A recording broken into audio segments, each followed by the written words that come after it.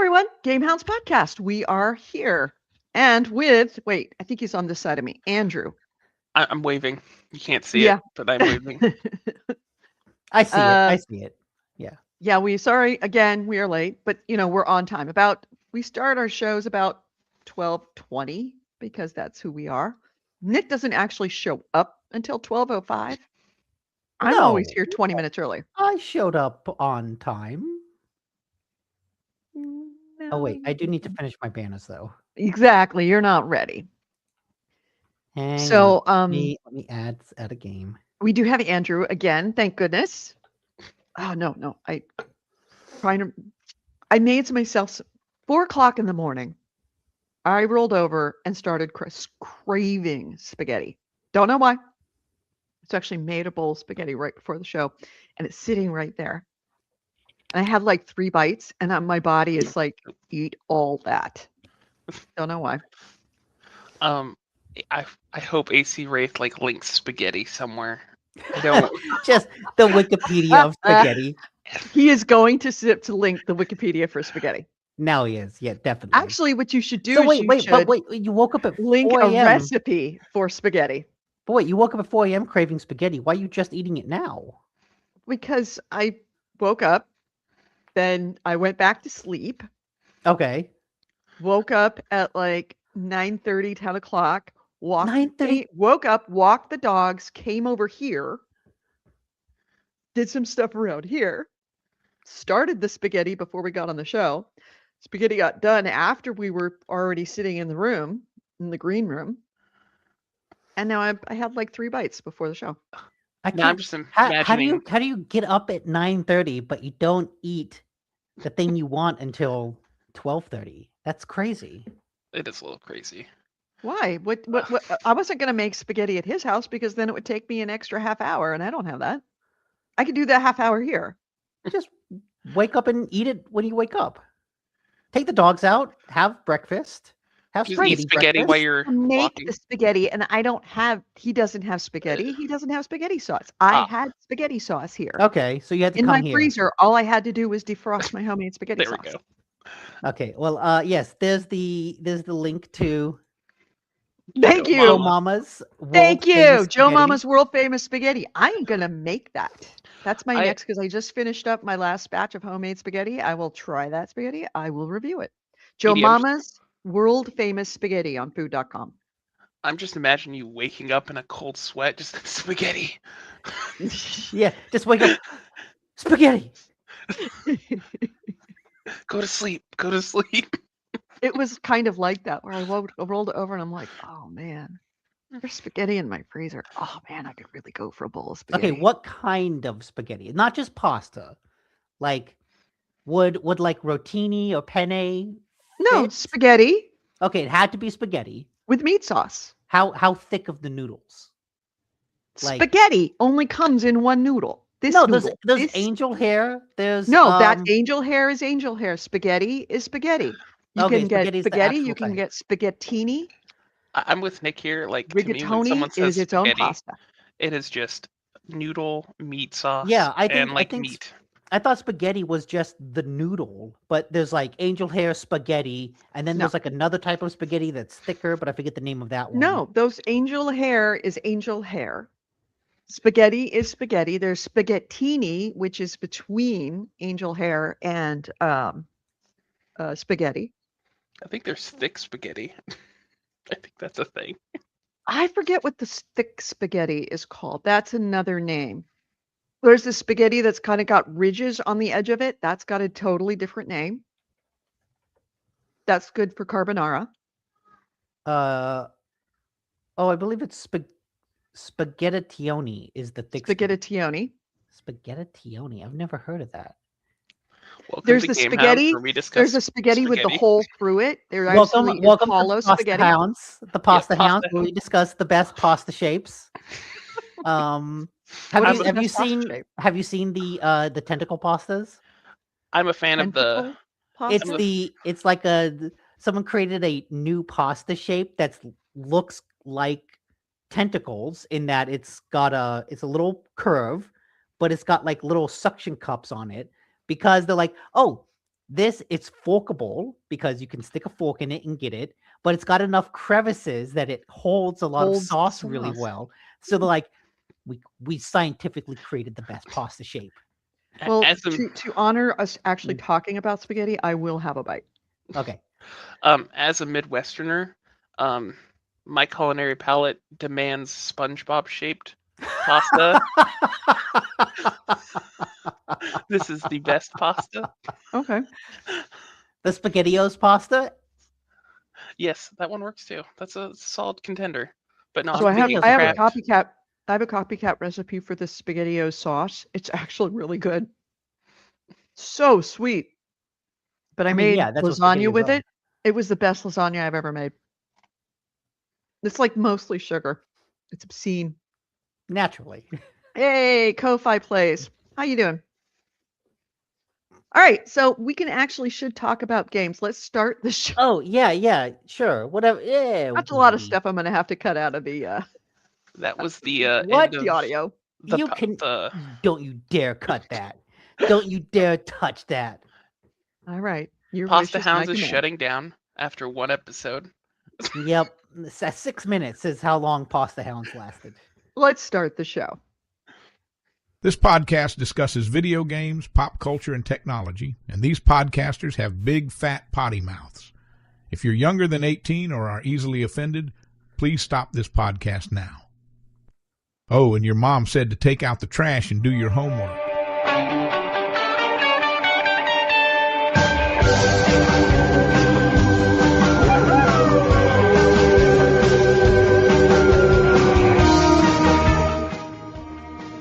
Hello and welcome to GameHounds. GameHounds episode 809. We are recording this on February 15th, 2026. I'm Edie Sellers. With me is Nick DiNicola and Andrew Smith.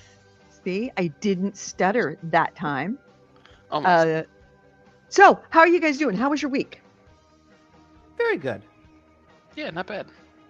I'm going to give you a little just visiting. Maybe. There you go. There you are. I just give you a subhead on yours, so you're fine. So, Okay, well, we stopped the Pasta Hounds so that we could switch to Movie Hounds because you were really excited to start the show because you said you had a movie to review. yes, let me put the banner in. Shoot, what was the name of the movie? Well, I don't know. Dracula. Iron Lung. Oh, there we go. I got it. I couldn't remember the first part of Teenage it. Mutant Ninja Turtles. Avengers Endgame. Avengers Doomsday. Early There we copy. go. Bill and Ted's Excellent Adventure? Oh, Oh, and then yes. she's gone. Oh, no. Audio. We can't hear you. No. Yes. Nope. Still nothing. And this has been Movie Hounds. Can you It hear was- us? Can you hear us? Okay. No. I don't know what is it. Okay. Clearly, this is the AI not wanting you to talk about Good Luck, Have Fun, Don't Oh, Die. there you go. And you're still muted. It's red. I don't There. know. You're muted. No. Oh, she's gone. How is that possible? Can you look at the computer settings to see if something got muted? Oh, but she just muted herself and Okay, yeah, StreamYard. that's fine. Like, yeah, mute and then unmute. You could try unplugging it and plugging it back in. I can't hear. What is? and yeah, and now that's been Movie Hounds.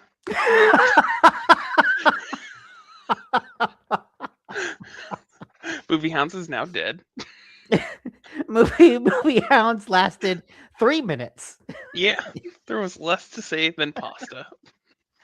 which is funny because I did see that movie too, and that was a fun, bizarre ass movie. Oh man, I haven't seen a movie in forever. I'm kind of sad I missed the chance to go see Iron Lung. Yeah, I mean, you could get it when it comes out on physical media. I'm sure he'll do something like that. I thought he mentioned he was gonna like just put it on his YouTube channel. Oh, At that some would point. also work. Yeah. I would love to like buy a Blu-ray of that because like I said, I really loved it and I would like a chance to see it again. Yeah. Well, I guess while she's doing that, I saw a movie called Crime 101, which is like just a simple crime thriller with uh Chris Hemsworth and wow, AC Ray. Christy Nome has a lower You should rate put that of on. We'll be put on a killing list somewhere. clowns. Yikes. Yeah, but it was a very good movie. Crime 101 is good. It's a like straightforward crime thriller, but it's very stylish. It's got great acting, great plot, surprisingly tense for like just people kind of all scheming around one goal and everyone, they all circle each other until they all come together in the head. Very good. I recommend it. But I guess what have you been playing? We'll now get into GameHounds. Yes. Movie Hounds is on pause. It's on indefinite hiatus as of right now. Honestly, not too much. I've been doing a little bit of the Helldivers event that's been going on. I don't know if you pay attention to Helldivers 2 at all. I know that there was a big update with like an attack on the robot homeworld. Yes, Cyberstan, or at least what they think Cyberstan is. Mm. They don't actually know, so like that can move. But yes, there's an order that for us to attack this Cyberstan, the robot homeworld, and they brought out like new like tank units and some cyborgs. So now there's robot people. Meaty robots, I guess. Meat bots, people bots. Yeah. Not much to say other than there's a order to like do to extract from a certain number of missions, and they had to roll back some of the like progress people have made because they found out that some people were just doing packet losses so that the game kept registering that they were winning over and over again and inflating the numbers. So that got pushed back. There's not much to say about Helldivers 2 other than it's still fun. Yeah, Helldivers is great. One of the things now that I got the big SSD and I can install more than 5 games, I reinstalled Helldivers 2 just so I have it always available. Yeah, it's also surprisingly held up like player count wise. Okay. Oh. I have no idea. Hey, you're back. Happens. I don't know what happens. Just all of a sudden, I don't do anything, and I have to restart my laptop. Something gets flicked somewhere. No, I don't know. Anyway, I wanted to talk about what I'm so excited about. Okay, well, hang on. Andrew's finishing up talking about Helldivers. It's pretty much that. I want to say more, but honestly, like Helldivers hasn't changed. If you played it before, there's more stuff, more guns. There's the current order, but like the gameplay loop is so solid, that it hasn't changed. It's the same. I've been using the warp pack, and that's a lot of fun. They added a hammer like a sledgehammer that you can put a explosive tip on and just like start like attacking people with. Okay, that's cool. It's a great time. Is the narrative still the same about, trying to save the world? Because I mean, people were really into the story, Yes, we fight for democracy. For democracy. Yeah. So that hasn't changed, which I loved that about that. No, it wasn't democracy. We fight for managed democracy. True. There's a difference. And we are taking the fight to the socialist machines on Cyberstan. Cyberstan, is that where we're at right now? That's the homeworld of the yes, and we're attacking it currently. Look, I love the meta narrative, and it's fun to like role play the like fascism. It just sucks that real life ruins that a little bit. Mm-hmm. I mean, I think it works in the game. I'd be a little worried about the movie. It's yeah, I don't know about the timing of that. Nazis were a lot more fun when they weren't real. Well, I mean, we've always been real, but I know I take your. What do you mean we've always been real? No, the truth comes out. Are you a Nazi? I said they've always been real. Oh. Andrew Smith has been canceled from the GameHounds podcast. He's dead. Yeah. We are a Nazi-free podcast. I will say that. It used to be I could say that and not think that it's like, ooh, that's a political statement. Anyways, movies. Back to Movies. Good luck. Have fun. Don't die. Saw it last night. You should see it. It's really Yeah. good. I did. I saw that one of my typical movie time. I really enjoyed that one. Mm-hmm. Gore Verbinski. Gore Verbinski, Gore Sam Verbinski Rockwell. has a tendency to make like really fun, weird movies. It is a very fun, very weird movie. It's almost Terry Gilliam-esque in how weird it is. Yeah. Well, it's oh my god. It gets so pitch dark, fucked up at times. Of like these women meet in a police station. Oh, did you lose your kid in a school shooting? Yeah, This so is our did we. fourth. Yeah, okay, don't worry. This is our fourth. You get used to it. And it's like, wait, what the fuck? Yeah. But then it's also genuinely wacky at Mhm. times, almost like a Looney Tunes, like a violent Looney Tunes. Right. And there's enough like fucked up nightmare fuel. The creature at the end, fucked up nightmare fuel but it's fucked up nightmare fuel that you laugh at and are still repulsed by. Yeah. The way that it's structured, like this guy comes into a diner and says, I'm from the future. I need to recruit some of you people to help me save the world.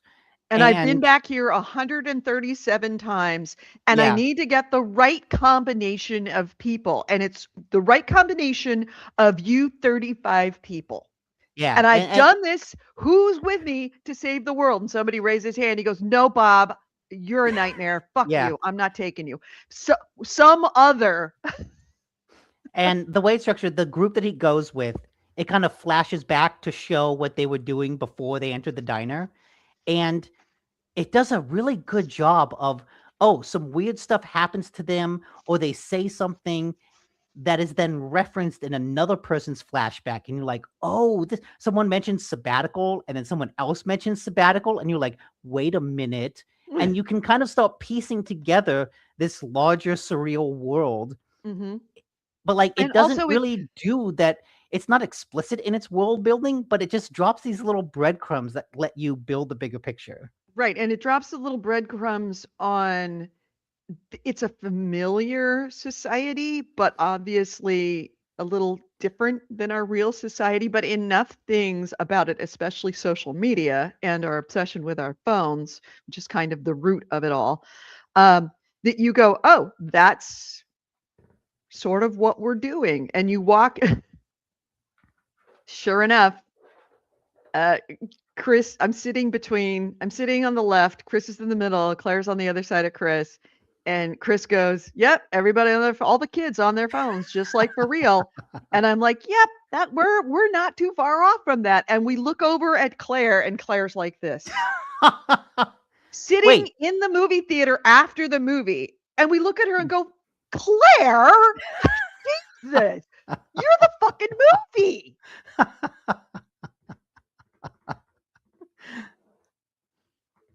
Anyway, great movie. Please see it. Sam Rockwell is genius. He plays, that could have gone a character very wrong. It's somewhere between crazy, insane, and kind of like prescient, alluring. He plays that right down the middle of crazy and like being repulsed, and also loving him a lot. Does a good job. Yeah. Anyway, so I want to review a game, actually. Okay. Before the last bit of and now we lose Movie Andrew. Hounds. Oh, there we go. Oh yeah, no, Movie Hounds. Movie Hounds. Did you hear that Dungeon Crawler Carl is getting a TV adaptation or movie? Oh, are you kidding? Yeah, are you actually fucking with me? No, That's apparently, awesome. I'm looking it up now. I didn't know that. Back in 2024, the rights were bought by Universal International Studios and Seth MacFarlane's Fuzzy Door. and they've been working on like a TV adaptation. Oh my God. I feel like he'd be a Matt good fit for Dinniman. that Holy shit, that's so because great for him. he's done a lot of work with good adaptations. He was And- one of the and guys that given- shepherded The Boys. Like Yeah. The Boys exists because of him.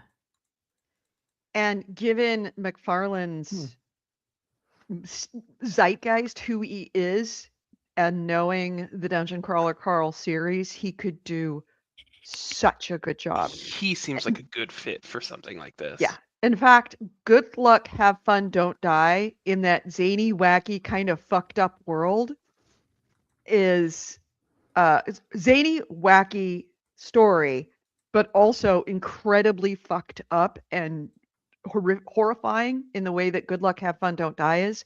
That's what Dungeon Crawler Carl is like. Okay, so Gore Verbinski, his next project is Gore Verbinski could do a very good job on Dungeon Crawler Carl. So, Is that his next but project? no, but It should Seth be. MacFarlane You're could hearing do it here really good. first. Gore, if you're watching. Gore, read. No, just go read the series, dude. Just go read the series. You will love it. But Seth MacFarlane could do a really, really, really good job in that. I just hope he doesn't lean. Well, The Boys is a bit like that too, where there's enough fucked up stuff, but also a level of humor, recognizing a humor to it. It's a serious show that knows when to be serious, but is also like a gory, violent satire of modern politics. Mm-hmm. Oh, that is the best news you could have given me, Andrew. I thought you'd like that one. Yes. And now you all have to read Dungeon Crawler Carl series because it's really good. Surprising, there's not a lot of articles about this. I think it's the Screen Rant one that I got seen referenced, but apparently the acquisition happened in 2024. So if they've been working on production for a little while now, it may not be that far out. Or it could be like, 20 We just picked years up the out. rights. True. Yeah. And by the way, anything. the fans of the series are called donut holes. And if you read the series, you'll understand why.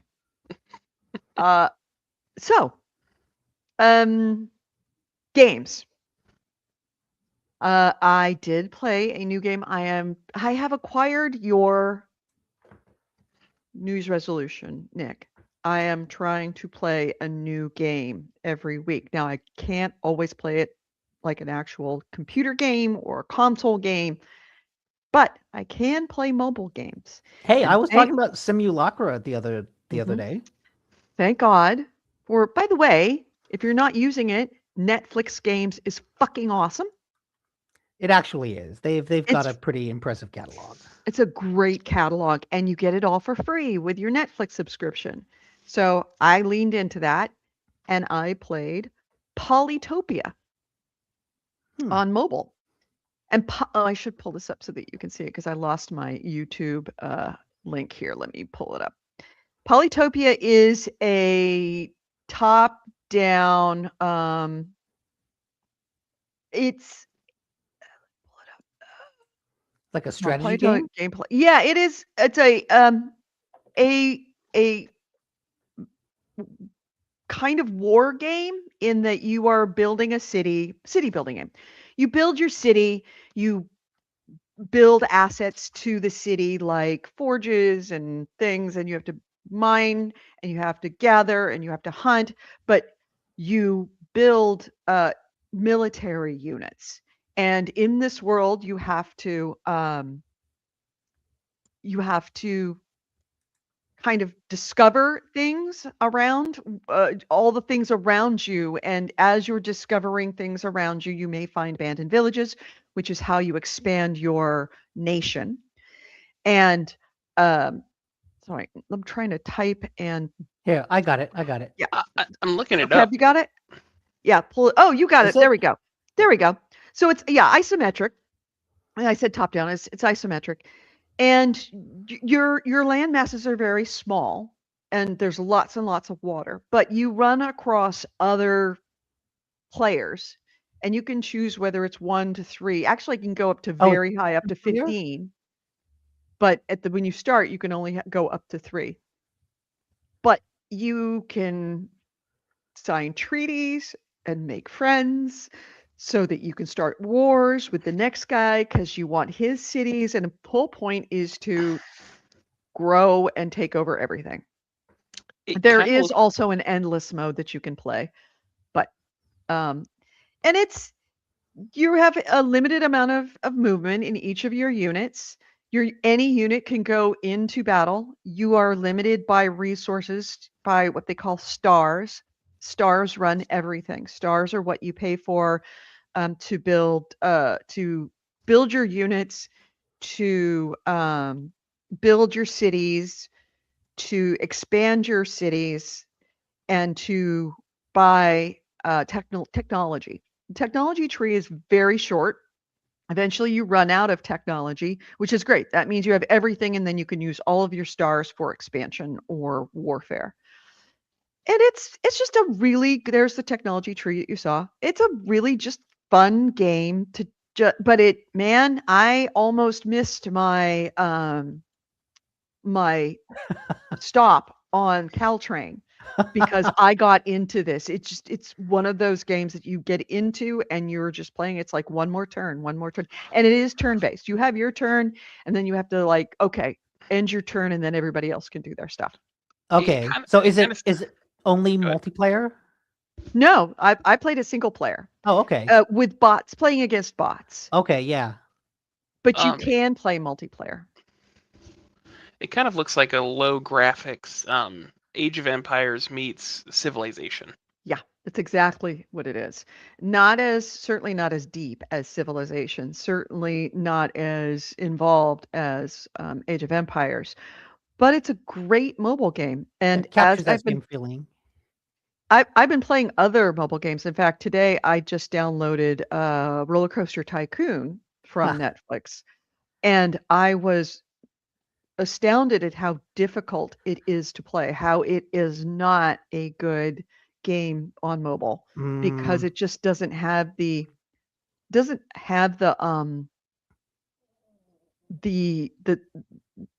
the controls, interface? like actually Yeah. trying to click on the right spot to make something happen.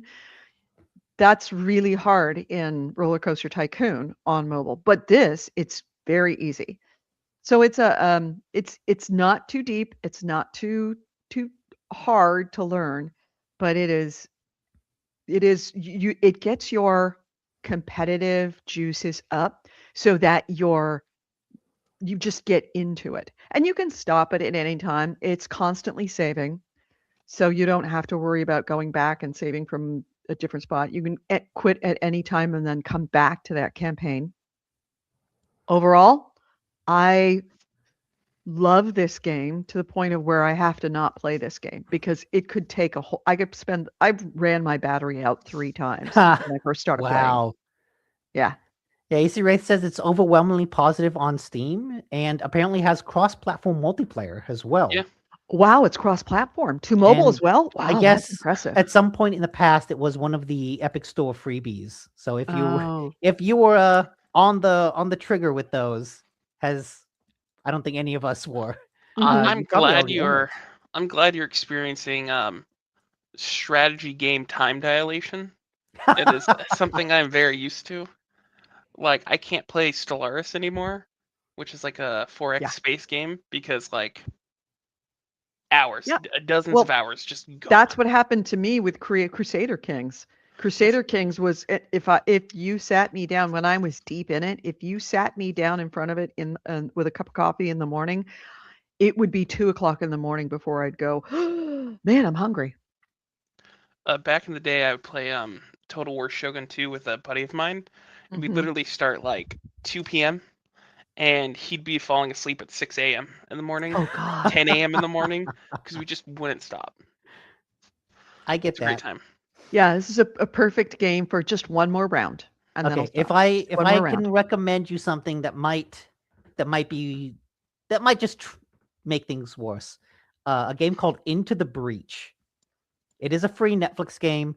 It's a purely single player turn based game It's like you and these giant mechs fighting these giant aliens, and it's like takes place in a little grid, and you need to destroy the aliens without destroying like civilian buildings. What is this called? Into the breach. But what's neat about the game is it plays like a chess match, because whatever move you make, the game tells you exactly what's going to happen afterwards. So like if you hit this alien, this will happen and this will happen and this will happen. So you're kind of making fully informed decisions about every move that you make. And so it turns into like this chess match of, okay, what am I going to do? I can see what he's going to do if I do that. So I'm trying to think another move ahead, and I'm going to do that. And it's just a very, very excellently done, deceptively simple turn-based game that works really good on mobile. And I have I played this? I think I have played this. Okay. I either played it or I watched it played. Yeah, I think I have played it. Yeah, this was a fun game. I knew it sounded familiar when you were talking about it. Yeah, it came out a couple years ago and it's been really popular. Yeah, it is another very fun game like that. But I was looking for something that was kind of a sim building game, and although there is an element of building to Polytopia, it's also an element of warfare. I mean, ultimately, that is the end goal, is to grow your empire, grow your nation, and wipe out all other nations. So there is warfare involved, but it also is building in that way that civilization is like that. You know what? I just opened the Netflix app. You know what they also have in their game section? World of Goo. They have World of Goo. They have Polytopia. Yeah. Sorry, they have Oxenfree. Yeah, and Oxenfree too. That was Netflix produced until I think the studio separated from them. They have a lot of good games. And a lot of, like chess games, which kind of sucks. I really wish that they wouldn't, but I recognize that a lot of people do like these solitaire games. All the old folks like them. They also have a ton of like choose your own adventure based on Netflix things. Lots of Stranger Things games, lots of Love is Blind games. How do I get to the game section? It used to be like just a row, but it's not anymore. Oh, that's what it is on mine. It's a row. It's kind of that they've been shutting down those studios. They must have updated something, and now it's not a row, and now there is a row, but it says My List, and I know that they have more games than this. Yeah, My List is just stuff that you've added or that you've hearted or something. Oh, immortality. If you want to feel, I saw that. If you want to feel like you're going insane, and like I'm digging down a rabbit hole that I shouldn't go down. Immortality. Yeah, I saw Immortality. I almost downloaded it. I'm like, I kind of want to have a sim building game. That's why I downloaded it. Yeah, it's not that. Do you remember Her Story? It's from the same developer. Oh, okay. Sorry, I had to close the a lot of good stuff. Door. A lot of good stuff. Yeah. So yeah, Polytopia. If you haven't played it, it's been around for quite some time. Really, really, really good on mobile. All right, so that's my review for the week. You, Nick? I will finally talk about Cairn. And not Karen as in, the annoying I'll woman. pull up Cairn. Okay, you got. I've got things. I've got a video right here. All right, I got it right here. I started off really loving this game because I do think it's a great game. The central mechanic is genuinely amazing. It's a climbing game that's like a really sim climbing game where you control each of your limbs. So when you go up to the wall, you choose, I'm going to put my hand here. I'm going to put my other hand here. I'm going to put my feet here. And it's got this like really good stamina system where Mhm. if you put too much weight on one limb, it starts to shake. And that gets really intense, like, oh God, oh God, oh God, I need a rest. And when you're climbing the wall, it's so fantastic because that's a good system. It has this automatic limb selection where by default, it will choose what limb you move next. And usually that's really good. Sometimes that's like, no, I want to move my left leg and it keeps choosing other limbs. But you also have manual limb selection. So if that happens, you can just choose, yeah, I want to move the left leg and move that. But it creates these, just like climbing a mountain, climbing this wall, using this system is so much fun. It's so compelling and it's so fucking hard.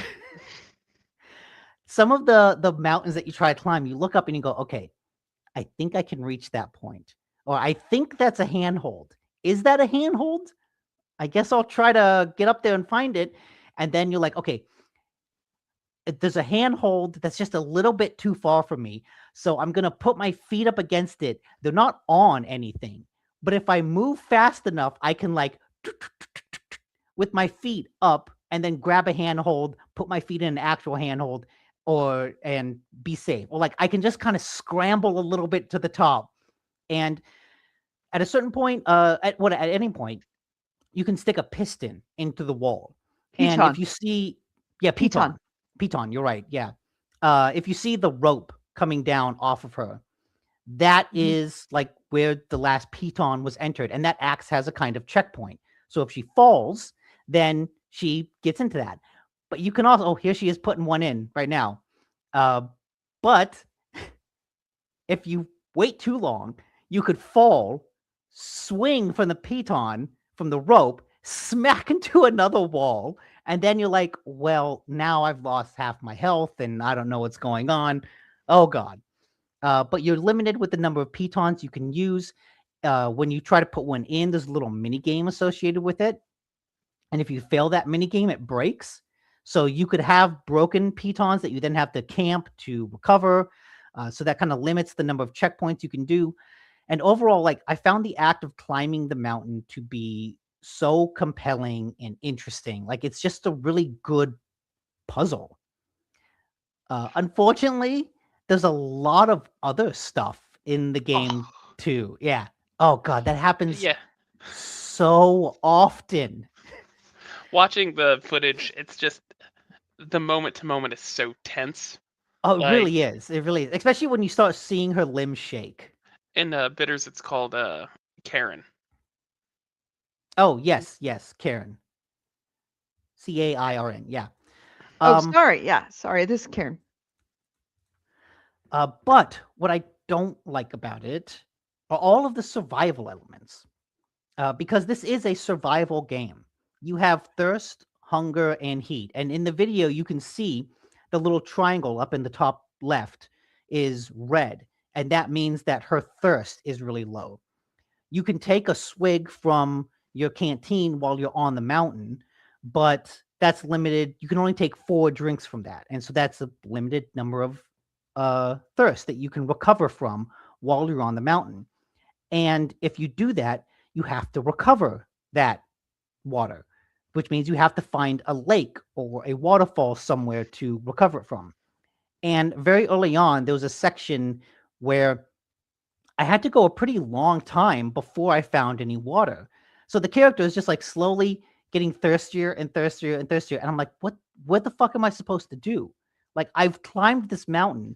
There's no body of water here. There's no body of water down there. I guess I have to keep going up, but going up makes her even more thirsty.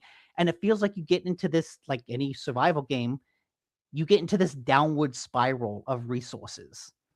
I was able to recover from that because I did climb and got some water, but my thirst was like all the way down. And so I was losing health every single time that I was climbing. And like those are always things to keep track of. Your hunger and thirst are always ticking down. And they tick down at a pretty quick rate so that you do always have to Like you have to keep drinking, you have to keep eating. These are things that you have to keep track of. And I've never really been a big fan of the survival mechanics. And in this game specifically, which is so much about like slowly climbing a mountain, look around, find the right route to the top, that takes time. You're walking around, you're looking at the mountain, you're slowly climbing the mountain, you're rappelling down when you get stuck to look for another thing. And all those things just eat up resources. And so I feel like the survival kind of butts heads with the mechanics because the survival elements kind of push you to go to the top as fast as you can. Just climb, climb, climb. But the game actively rewards you for taking the time to explore the area around you. There's a whole story that it's telling about like this civilization that kind of lived on this mountain and what it was like for them to live vertically. You can pick up some notes of people saying, what is life like horizontally? Oh, you can travel by things like cars and bikes. There are wheels. It's like, oh, what is life like on the ground? And it's interesting. But I don't really care about that because the hunger mechanics are just forcing me to go, go, go. And so I feel like that's kind of taking away from everything else. The other narrative element is that as you climb, you'll get messages from people back home, specifically your girlfriend, who's like, I don't know why you had to do this. Like, I don't really want to distract you, but because I should say, the premise of the game is you're this woman climbing this unclimbable mountain. You are going to scale this mountain that nobody has ever scaled before. Nobody has ever reached the top before, and you're going to do it. And you're like this kind of world famous climber. So you've got your agent calling, saying, hey, could we send a camera with you? Could you document some of your climb as you're doing this? Because like this is a big deal. You begin the game with the camera that's broken and you can recycle it into parts. So she doesn't give a shit about documenting her climb, even though she's a famous climber. And then you get calls from your girlfriend. They're like, well, I don't want to distract you, but like I worry every time you go up there. I'm afraid. Like, why do you do this? Aren't you happy with life? And through these messages, you kind of get the sense that the character you're playing as, Alva, kind of a bitch. Just like kind of a selfish asshole. But like maybe like all climbers, anyone who would do this, anyone who's like, I have a family, I have a life back home, I have people who care about me, but I'm going to climb a thing that has killed everyone who's ever touched it. It's like, yeah, you kind of have to be a bit of a selfish prick to do this. But at the same time, like what that means is I don't really like this character. I think she's kind of an asshole. And so every time that she does fall and die, I think, yeah, you kind of had that coming. You knew this would happen.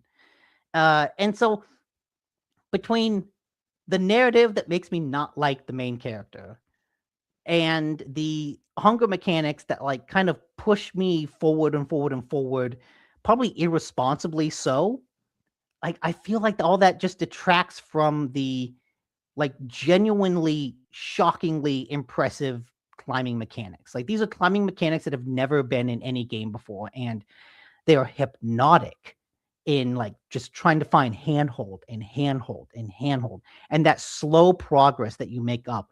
It's really, really impressive. And to the game's credit, you can turn off all of the survival mechanics, and you can even turn off all of the like resource mechanics so that you always have pitons to use. You always have water in your thing. You basically always have resources. You always have hunger. You don't have to worry about that other stuff, and you can just focus on the climbing. And maybe I should have switched to that mode sooner, but I don't know. As I was playing, I kept finding myself getting frustrated at what I feel like are the ways that the central mechanic butts heads with every other element of the game. As I'm watching this, I'm having a visceral reaction to whenever the character reaches out their foot, because it just reminds me of like you're in the dark trying to find the next step, and you're just Mhm. reaching your foot out to like make it. And I wonder if, like, from a narrative element, like you could probably take away from this, like anyone who gets really hyper fixated on something at the expense of like family, loved ones, their career, and kind of take meaning from the story as they continue to climb up, even though they're hungry, thirsty. It kills everyone. Yes, Like, and like that narratively, I feel like that does all work, but also like I kind of just want to climb. I kind of just want to climb, man. I don't need all this like heavy fucking drama back home. I just want to climb. Which So- again, may be the point because that's probably what fucking Ava feels like as well. I just want to climb, fuck all the drama. But also the drama's there still. like life. Yeah. So we should all play Peak then, is what you're saying. Like, Yes, we should all play Peak. What is Peak? Peak is like Karen but multiplayer and wacky and funny. yes, Oh, have I it seen is this? This the sounds familiar. yes. You have to have seen this. Yeah, you probably Um, heard about it. It's about a group of Boy Scouts who like crash land and they have to climb a mountain. Yeah. And it's a multiplayer climbing game where you could try to get to the peak of this mountain with your buddies. And it's got resources, it's got limited things. Every time you get hurt, your stamina gets lower. Like you don't have a health bar, you have a stamina bar that keeps getting lower when you get hurt. And so it's like how much can you climb? You need your buddy to help you, but oh, it's not quite enough. And when you die, you come back as a ghost that like floats around and can haunt all of your friends. So you can still watch them play and talk to them. But can you even just get in appear their as like way. a little ball ghost. It's like woo. Yes, it is a great game. Yeah, Peak is Yeah. really fun to watch. I've watched a couple of streamers play it, and it's a fun watch. I appreciate that the URL for Peak is http Peak. www.peakpeakpeak.com. Yeah. So yeah, I want to play like a little bit more of Karen, but I've also like kind of moved on to a couple other things. I want to play it and just turn off all the resources and all the things. That way I can just focus on climbing. But at the part where I stopped at, I don't know where to go. It's like, oh, before you have a mountain and you can climb it. Right now, I have a mountain. And it's like, well, I could try going up that way. Nope, doesn't work. I could try going up that way. That doesn't work. I could try going up that way. That doesn't work. I could try going up that way. Oh my fucking God, that doesn't work. I could try going up that way. And after I like climbed up, fell down, climbed up, fell down, reloaded a save, climbed up, fell down like 5 times, I was like, okay, I can't do this anymore.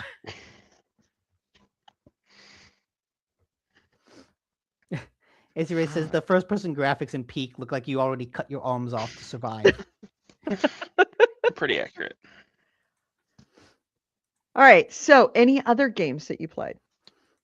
I played a couple demos, but I'll talk about those next week. Okay. That way I And save things.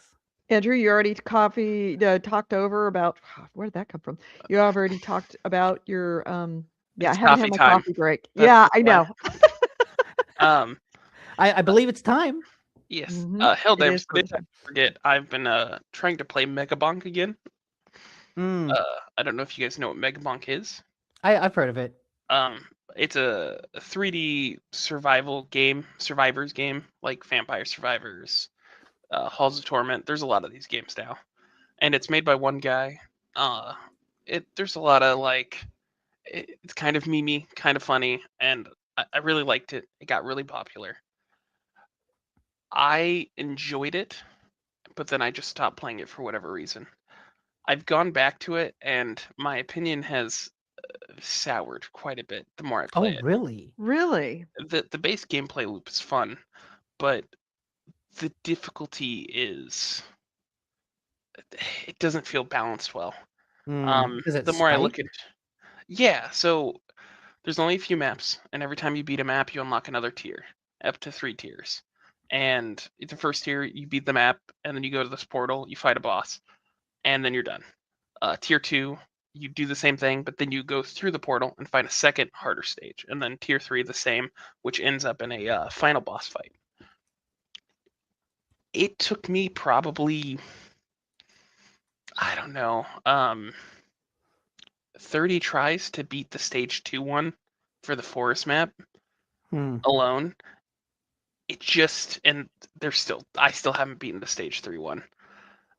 The game just scales so fast, and it feels like if you don't meta, like, pick, you've lost. If the Oh. RNG goes against you, you've lost. And so you might be 25 minutes into a good run, and suddenly your damage falls off, and you can't kill a thing. Or you get hit once, and you're dead. You run into one enemy, and you're just done. And the more I do that, the more frustrating it seems. Because a good mark of these games is, like, you kind of hit a power peak, where suddenly, like, you're done it. You survived long enough, you're gonna win. And this game feels more like, hey, you didn't build right, you've lost.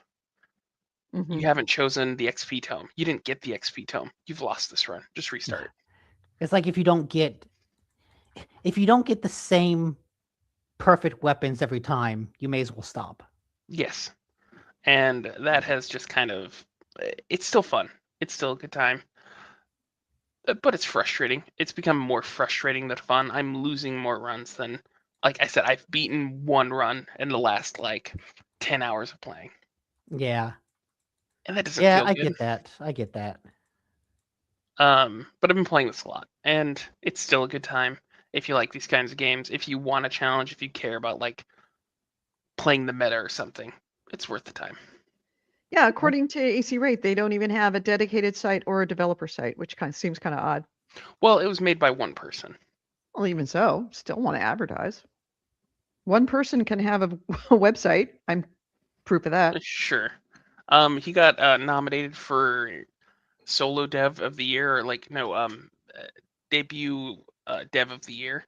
But he Mhm. was like, take me off this list. I've made other games under different names. Oh, So- this is that guy. Right, right, Yeah. right. Okay, I got it. So I'm guessing he throws away his names after he makes a game.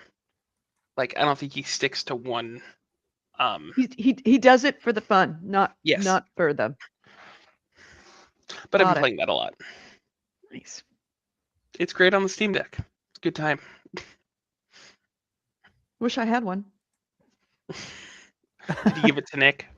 Did you get Nick to play Evolve again? No, Nick has a ally. He's fine. He doesn't need it. Oh, true. No, wait, you have two though. I know. That's why I was joking. Okay. I was wish like, had one, and I I have two. I was like, wait, either this is a joke or you lost both of them again. No, but I will say this. I can never find both of them at the same time.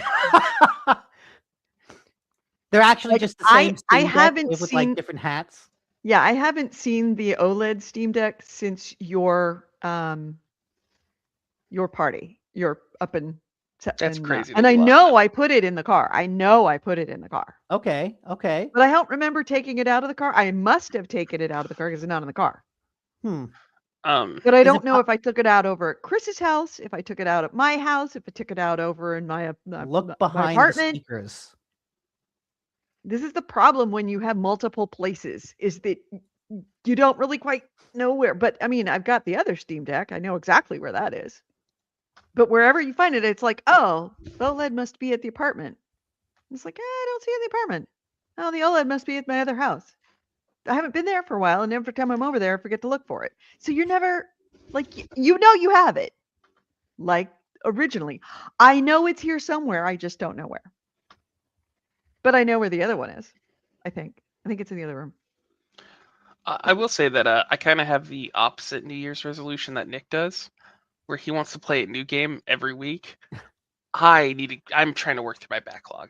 There's a lot of games that I've bought that I haven't played through that I want to get. I mean, that fits with my resolution. I could play all of my backlog games. Yeah. Okay. AC Ray says doesn't that mean they're I will. I'll supposedly just- sold out of just Steam figure it out. Decks, and they have to deal we'll have to deal with the memory Yeah. stock prices to restock, which means I probably should sell one of them if I can find both of them did at the see same that. time. I will sell one. I'll Yeah, take your OLED. I have $50. No, I'm not selling the OLED. Yeah, I I'll saw. play any game you want, Edie. No, Just let me know. no, I'm not selling my OLED now. Edie needs money. Edie's run out of money. Yeah, Edie I needs saw that money. this week. All of them were listed as sold out on Valve's store. Yeah. Ugh. Yeah, It was a and week. I was reading, and I didn't link it as an article, but I was reading the Western Digital. And if you think memory is bad, Western Digital says currently they just had an earnings report, 95% of their sales in the last year were to cloud, and 5% were to consumer. And cloud meaning essentially AI. Yes. And that's why they're not focusing on it makes no sense to them to focus on making these consumer products. Oh, And yes. they also said that their stock is gone. They have nothing on the shelves, and that their production for 2026 is already spoken for. It's Wow. already purchased. Yeah. So Like, you're this not going to isn't- see anything Western Digital on shelves at all. And this No. is Yes. this is talking about hard drives for Yes, for because SSD. I remembered. I want to say when I was looking at PS5 SSDs, one of the higher recommended ones, like one of the ones they say, "Oh, this is the best one," is the Western Digital Black. Right. But those are prohibitively expensive. It's crazy. 2-3 years ago, SSDs were at all times like lows, to the point that I Samsung bought- said they were gonna do artificial scarcity to bring up the Huh. price again. Yeah. And now we're Yeah. here. I bought Kevin, two terabyte SD cards, and they were like $100 each. Because it's like, oh, 2 terabytes? Like, absolutely. And I've looked at those now, and they're like, oh, they're not that anymore. What are they? Let me check Amazon. Kevin and I used to, on Sunday mornings, we would go to a local coffee shop for breakfast every Sunday. $200. And we would that was one of our little things that No, we did, oops. is we would look to see how cheap we could find memory. And inevitably, it's one of the reasons why I have so many hard drives at my house, is Kevin would just buy hard drives because they were insanely cheap, like on Black Friday sales. It would be like a 2 terabyte or 5 terabyte hard drive for like $75, and he would just buy it because it's like so cheap. Well, what do you need it for? Who cares? It's so cheap. Oh yeah, over the last 3 years, I've probably bought 12 gigabytes worth or 12 terabytes worth of storage drives. Right. It's a lot. Yeah. So the 1.5 terabyte SD card that I bought for 100 is now 200, but the 2 terabyte is 370 or 550. Yeah. Oh Listen, my God. computers should not be appreciating assets. Maybe I said No. this last time, but Yeah, they are. yeah. My buddy has a 4090 PC that he bought 64 gigabytes of RAM that he bought 3 years ago. That thing is substantially worth more now than when he bought it. That is Yeah. bad. Yeah, AC Ray says Gamer Nexus is a good source of memory industry reports. Gamers Nexus is a good source for all kinds of industry reports. They're just fantastic, absolutely fantastic. When what was it? There was some big controversy that they found that it was it one of the motherboards that was just not doing all the things that was advertising, and then burning up stuff. The 7800X 3D chips. Yeah. I think Asus had a problem with their boards that was causing the issue, or ASRock. Yeah. I forget exactly which one. Yeah. They're classic they're kind of the H bomber guy of all things digital, and they do testing, rampant testing, and release reports of flawed materials, flawed products, flawed components, flawed business practices. I will have to step away for a few. I'll be back. Okay. Okay. All right. Well, this makes a perfect segue into my Mhm. first news story. Oh, well then hold on a second. We should then therefore start the news. Mhm. Hold on. And news. This is the GameHounds news, the news, views, and commentary of the week in gaming with gamer Edie and Nick DiNicola. And our first item is Lego Batman, the upcoming Lego Batman game, has cut its RAM requirements in half since its announcement to now. And they say that this is because of optimization.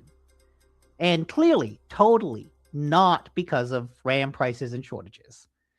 So people were originally like really shocked at the recommended specs because the Skywalker trilogy, which was the last Lego game that came out, recommended 8 gigabytes of RAM. The Lego Batman Legends of the Dark Knight recommended specs were 32 gigabytes of RAM. So it quadrupled in requirements. Those requirements have since been cut in half down to 16 gigabytes. And the developer has said, please note our PC specs at this stage are not final. We will be continuing to optimize and make improvements as we move closer to launch. So people were originally speculating that the 32 gigabytes was really just a symptom of unoptimization, right? To go from 8 gig to 32 gig for a game that is not particularly graphically intensive, it's a Lego game. right. People like, this is a game that's coming in highly unoptimized and they're just having high recommended specs so that you can just brute force your way to a, game that plays at a decent frame rate. Well, apparently the memory shortages have encouraged the developers to focus on that optimization, lower that spec to 16 gig with a hint that maybe it could get lower in the future.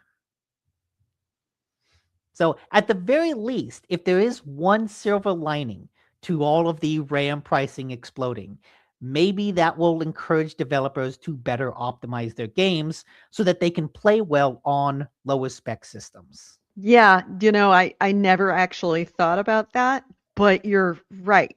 That's what's going to have to happen. In fact, I fingers should actually crossed. ask, Well, true, but I should ask Chris if Call of Duty might even be thinking about this, because if they're going to demand, if I don't know what's going on with the next Call of Duty, I do know that yeah, it's let's see. going What are to the be PC specs for Call of revolutionary. I've been Duty? told that it's going to be revolutionary. Um, So apparently the PC specs for for Modern Warfare 3, Warzone, and Black Ops 6 is 8 gigabytes of RAM. oh, all right. So Good. yeah, They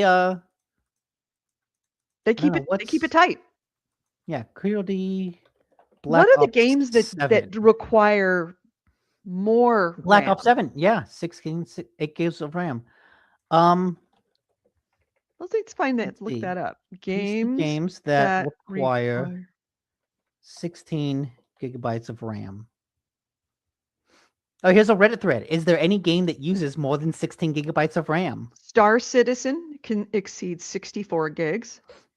Escape from Tarkov recommends 42 or more.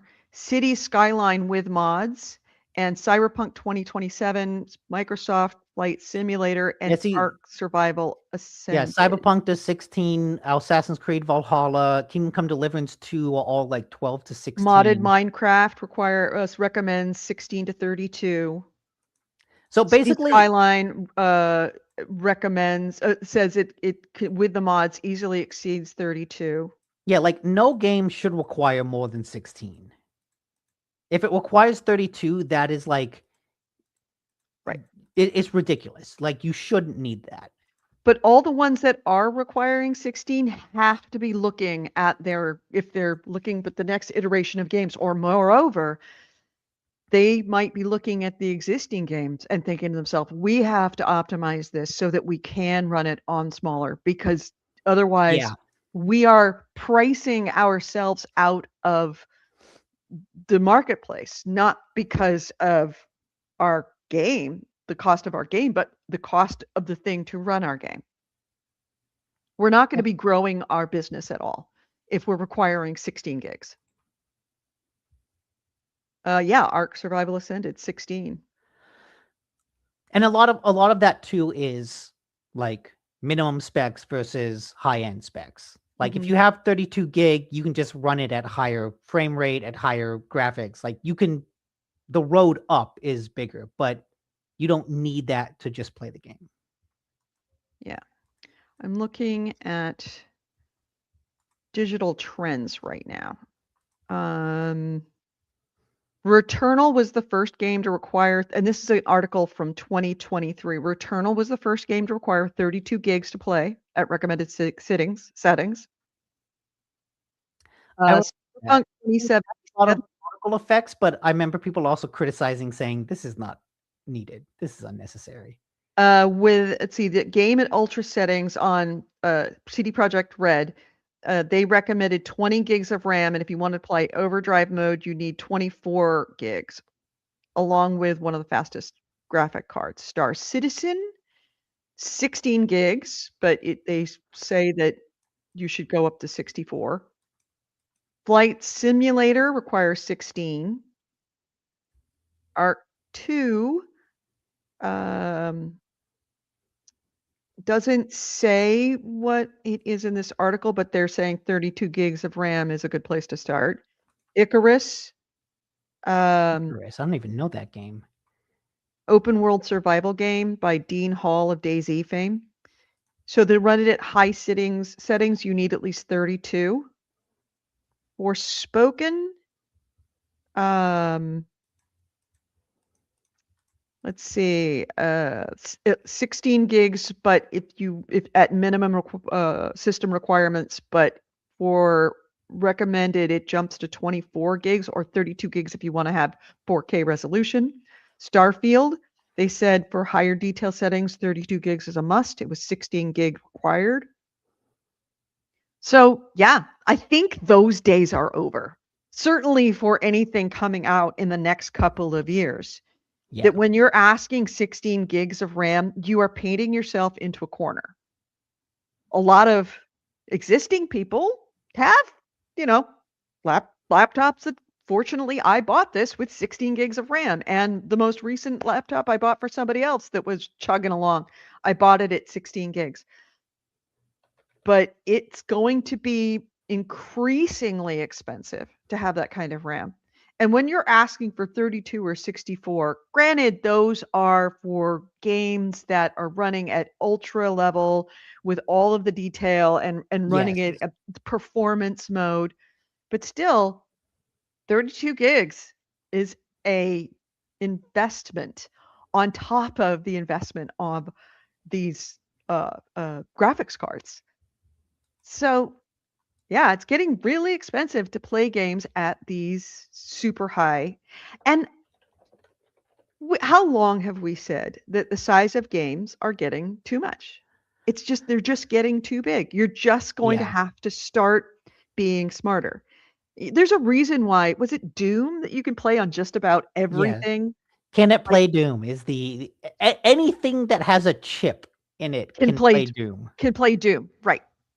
Because it is so well optimized that you don't need anything, and it still runs just fine. I don't need to say that they should be able to run Doom on your refrigerator or run. But they have. But yeah, they can. You can. They have. But I'm not saying your next game should be able to run on your refrigerator or your Roomba, but you should be thinking that way because there's not a lot of RAM to go around for consumers. AC Ray says the memory crisis will make every new game crisis. Can it run? Can it run? Can it run? And AC Race says, I only want to know what I can play in a 720p window on my 1080p monitor while streaming YouTube like every other game I play. Huh. Yeah, right. All of this talk about RAM assumes that you're not doing anything else on your PC. Yeah. Okay. AC Race also said to Forget Your Life regarding Legends. He said that Forget Your Life said Legends of the same game all over again. Every Lego Lego game. game. Yeah. And that's AC true. Race did say this one is taking mechanisms from the Arkham series for something different. That's why it's exciting. Someone Oh yeah, click it. Forget Your Life said someone got Doom playing on a pregnancy test window. If it has a chip, it can play Doom. Anyway, Yes. this is not. I keep on thinking to myself, it's gonna get better. It's gonna get better. It's not gonna get better, and it's not gonna get better for a really, Yes. really like long okay, time. look, Edie. Yes, it will get better. Let's give it like multi years time frame. Don't expect months. Like let's talk about 2030. Oh shoot! I left my phone in my car, so my car is open. I need to go downstairs and get it. But right Okay. now, I just finished 2 more books, and then I actually bought a book that is related to this called and I want to pull it up so because I know the name, but I don't remember the authors. Hey there, I'm back. And Hi. I'm very sad I missed most of this conversation because I've been listening on my headset the entire time, Yeah. wanting to just yell things. Okay, Well, you yell. can- Go ahead. We haven't moved. You can yell it now while Edie gets her phone. An important thing to remember also is that when you're playing on PC, Windows has been taking more and more base RAM usage. Oh God, Mm, yes. And yeah, that's a good and point. Chrome is a memory hog. Yes. So there's that aspect. And you mentioned something like Returnal taking 32 gigabytes of RAM.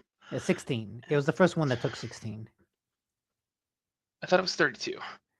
Because Maybe it was 16, 32. I don't know. Let's see, Edie Returnal was the said. first one that it was the first game to require 32 gigs to play Okay. at recommended settings. part of this is a lot of the PlayStation games, they tried to Oh, use it did. the direct. Sorry, at release the specs did drop to 16. It's because direct storage was a thing for PlayStation 5. And direct storage was basically you could run. So how it normally works is your hard drive goes through your CPU, gets put into your RAM. Mhm. Like it sorts everything in the CPU, sorts it, and puts it into your RAM. Then when you're trying to load stuff, it'll just pull stuff that's been preloaded into RAM and play it. Well, direct storage allowed you to just pull. It was so fast that it let you pull straight from the hard drive, so you didn't need to use the RAM as much. So any of the early PlayStation direct storage stuff had to basically load all of the stuff that was getting like taken directly from the hard drive into RAM, so that you could do that. This is part of the reason why Forspoken ended up having like absurd RAM requirements. So then, was that because the PS5 used the SSD? And so in theory, if you had an SSD on the PC, you could do that? Or is that just like the way the games are, just the way the games are designed for the console and they take advantage of that specific hardware? So direct storage is above and beyond an SSD. Okay. It's like super fast SSD reading. So it's not just like any NVMe that you could get. You actually had to get direct storage SSDs for the PlayStation to use that feature. Okay. It'd still work, but I think it's slow. But we're talking like a Gen 4 capped out at like 7,500 transfers per second, or like gigabytes, millions of transfers per second. The direct storage was like twice that. Oh, like, wow. Okay. You were pulling so fast from these drives that you could just straight up use that. Windows has this feature, but it hasn't really been adopted like across hard drives, so a lot of people don't have those SSDs. So you can't really plan for that. So yeah, that's why a lot of those early PlayStation exclusive games that use that function required a shit ton of RAM. And then I'm guessing as they played it out, he put a link. AC Race put a link in the article. Yeah, they figured out ways around it. My bad, in the chat. Also, yes, it is just mostly an optimization issue. There has been a push to optimize games more often, but this is also incredibly frustrating because that means this could have been done before. Yeah. Now Yeah. there's a financial interest to do this, whereas Well- before, like, there wasn't. It was just, oh, everyone will have 32 gigs. It's the same rule of real estate is just about the rule of everything is that if you have a void, it will get filled. And in real estate, if you have empty space, it'll get filled up with something. And it doesn't necessarily mean that it is the optimized use for whatever it is. It just means that because we have it, why not use it? If it's easier to make it without optimizing it, they will. Chrome is a perfect example of that. Chrome of all things, does not need to be what it is, but they've been allowed to do it because one, they're Google, and two, to go back and try and make it smaller, that takes time and money. And why? Well, now they have a good reason why. Now there is a pain point, a pressure point that if Chrome can't run that and something else at the same time, more people are not, the answer isn't going to be, I need to get more RAM. The answer is going to be, I need to get Firefox or Opera. I'd And be interested. it's not, we're talking about games. Yeah, you make a point that it's not just games. It's also it's applications of any Yeah. kind. It's Windows. It's Adobe. Oh my God. Do you know how big Adobe Acrobat is? Acrobat is just an absolute hog of your hard drive. Photoshop. Granted, Photoshop, a lot of good reasons why Photoshop would need to have a lot of access to RAM, which is one of the reasons why I got 32 gigs on this laptop, because I wanted to run Photoshop and I wanted to also be able to run Chrome at the same time I'm running Photoshop. But both of those are they're just behemoths as far as that's concerned. And they all could be optimized. And now there is that thing that's now pressing them that makes sense for them to start to go back and say, it would be easier to make it more resource demanding, but we can't now because the resources aren't there. We've Yeah, run out of land. There's a financial incentive to be able to sell to the most people, and yeah, just not that anymore. Yeah. And If you also, can't run the next Photoshop, and that's the other thing. Photoshop is, with Adobe being a subscription service, they're constantly changing it. It's not like the old days where you bought old Photoshop, it was on your hard drive. You could use that Photoshop forever. Now, because it is a subscription service, they update it and you have to update it because you pay for it every month or on an annual pass. So you don't have access to the older Photoshop that might not be nearly as feature filled or nearly as big, that runs better on your machine. If they continue to building it, that it's no longer working on existing machines, people aren't just going to buy new machines anymore. They're going to stop using Photoshop. Or where I do expect all this is going, you do the NVIDIA route. Oh, you can't buy our graphics cards anymore? That's okay. You can rent them from the cloud. You can rent them from us. You Okay, can pay us to do the thing that we can't sell you. We're not going to sell you the card, but you can rent it from us. so We're is not that going to sorry. sell you Microsoft Word, but you can rent it from us in the cloud. Just everything is going to be cloud-based. I don't know if this is in your story, but like in one of the news headlines, but that's a perfect segue into the conversation that now you can rent a PlayStation 5. Oh, I Yeah. did see that. Yes. Yes. Oh, dude, you As got soon it. as you said that, I'm like, oh, there's a segue. I didn't even do that on I forgot purpose. to bring up my notes when I redid my computer. Let me see if I can find that. Please tell me. Oh, you did bring it up. No, that's paid family leave. There's my notes. God bless Microsoft. So yeah, Sony in the UK. Well, it's not Sony. It's Sony partnered with a company called Raylo, which is a London-based fintech that offers leasing subscriptions for consumer electronics. They have started something called the PlayStation Flex program. and it lets you rent a PS5 on a monthly basis without paying for the whole thing up front.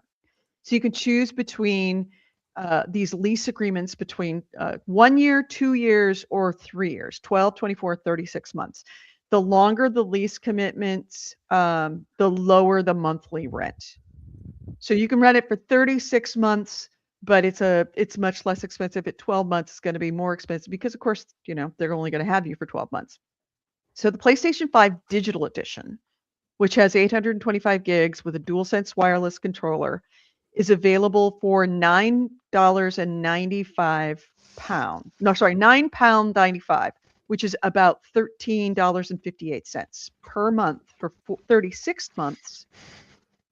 And I'll just give the American numbers: $14.32 per month for 24 months and $19.91 per month for 12 months. So about $20 a month if you want to rent it for a year.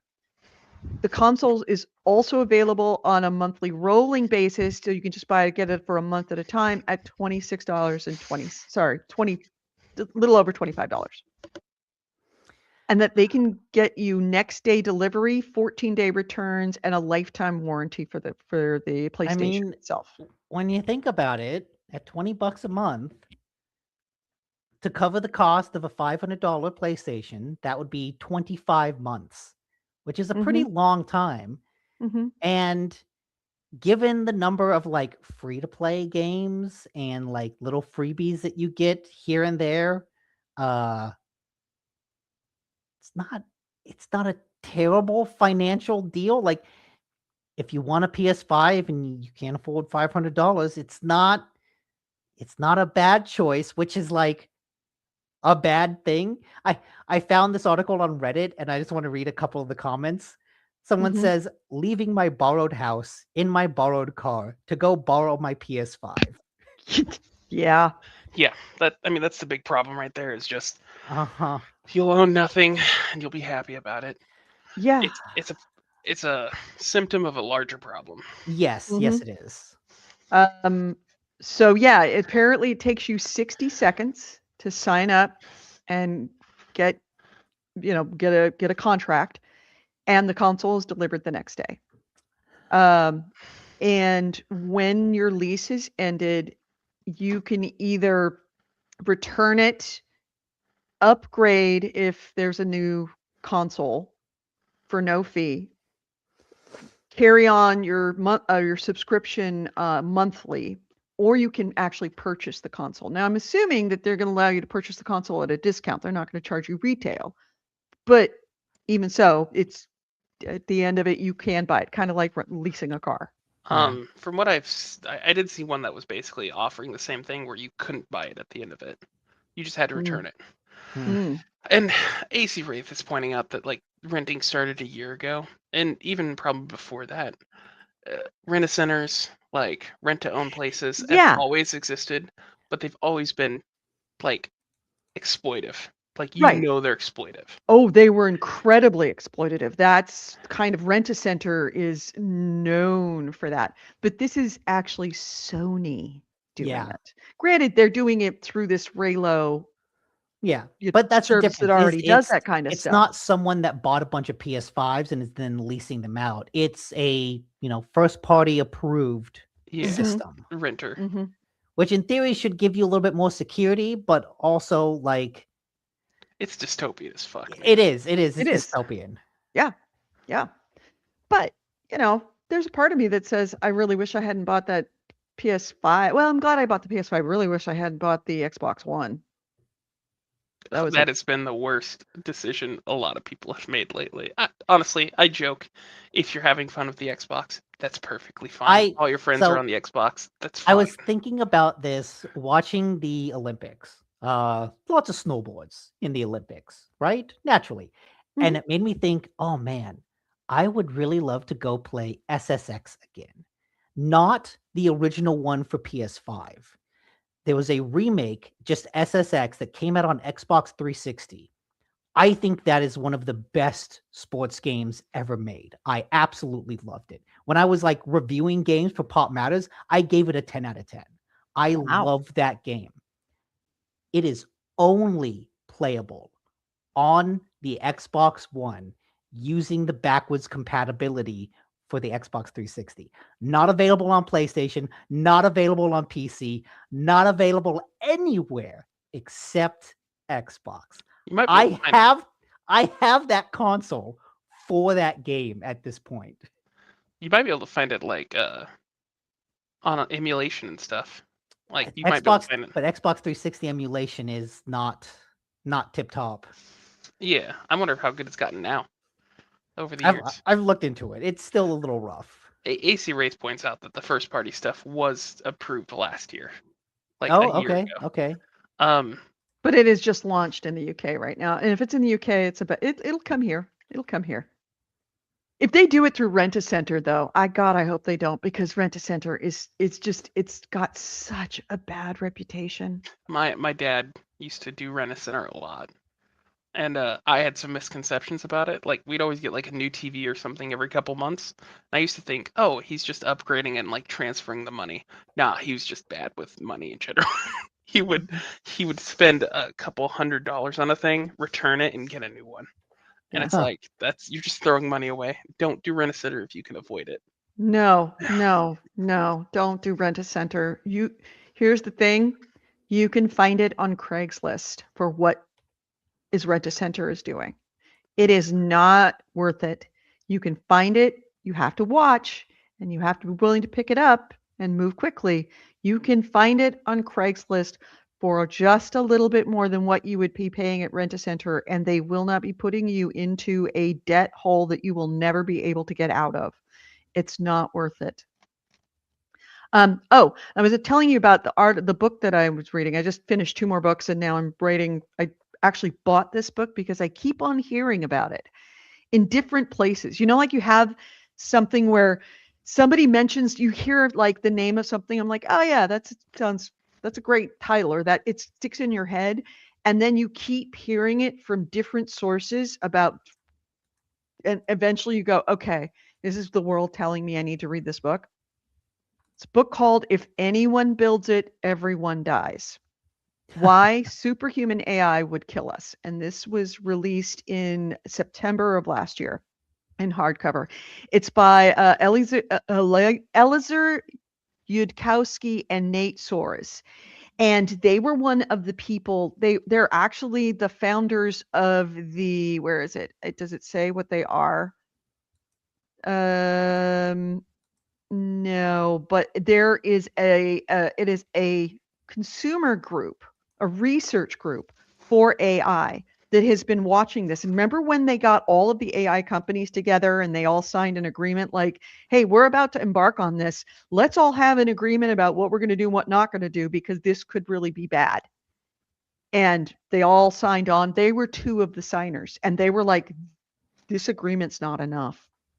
And they wrote the book about how it's their argument that when they create a super intelligent AI, which is going to happen, this is inevitable.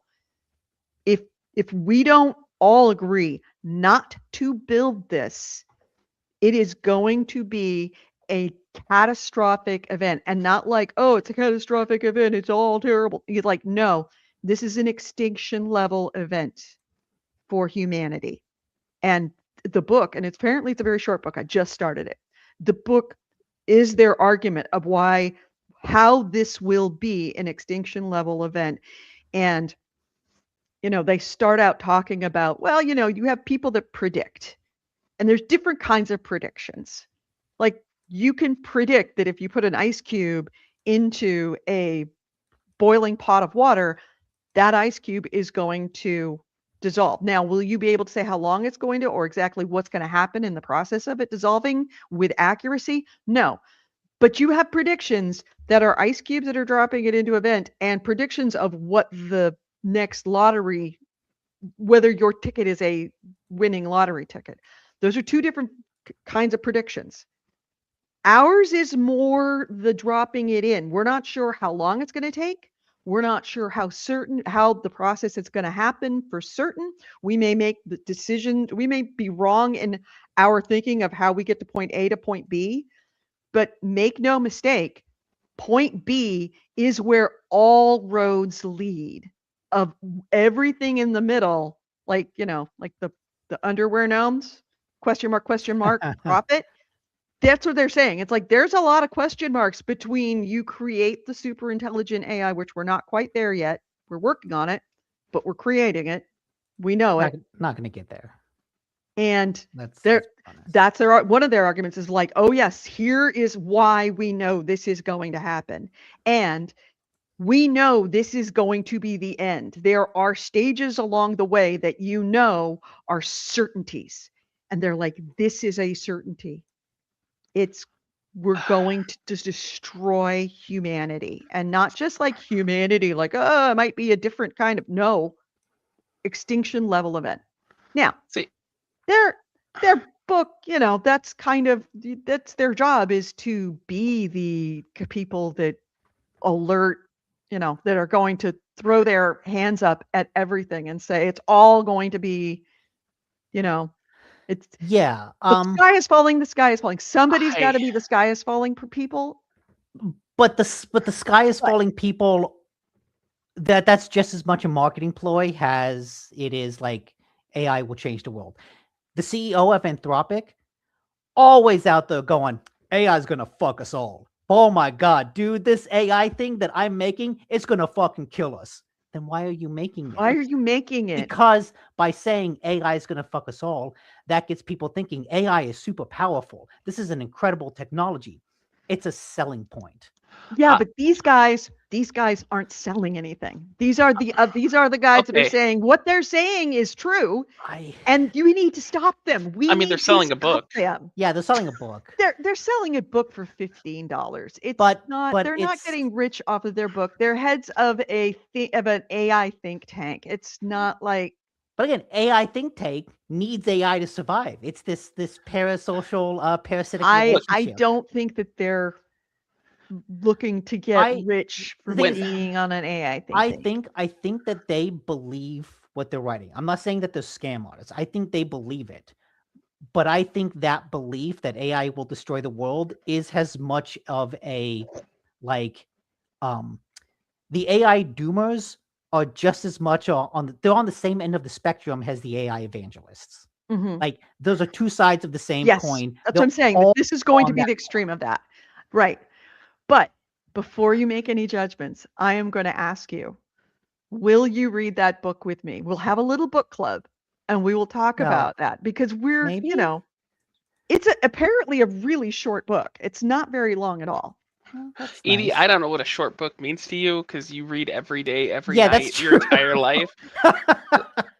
She's like, it's a short 650 pages. 272 pages. 200 pages. 272 pages. And that includes that's not all the readable pages. That's all of the title page and everything else.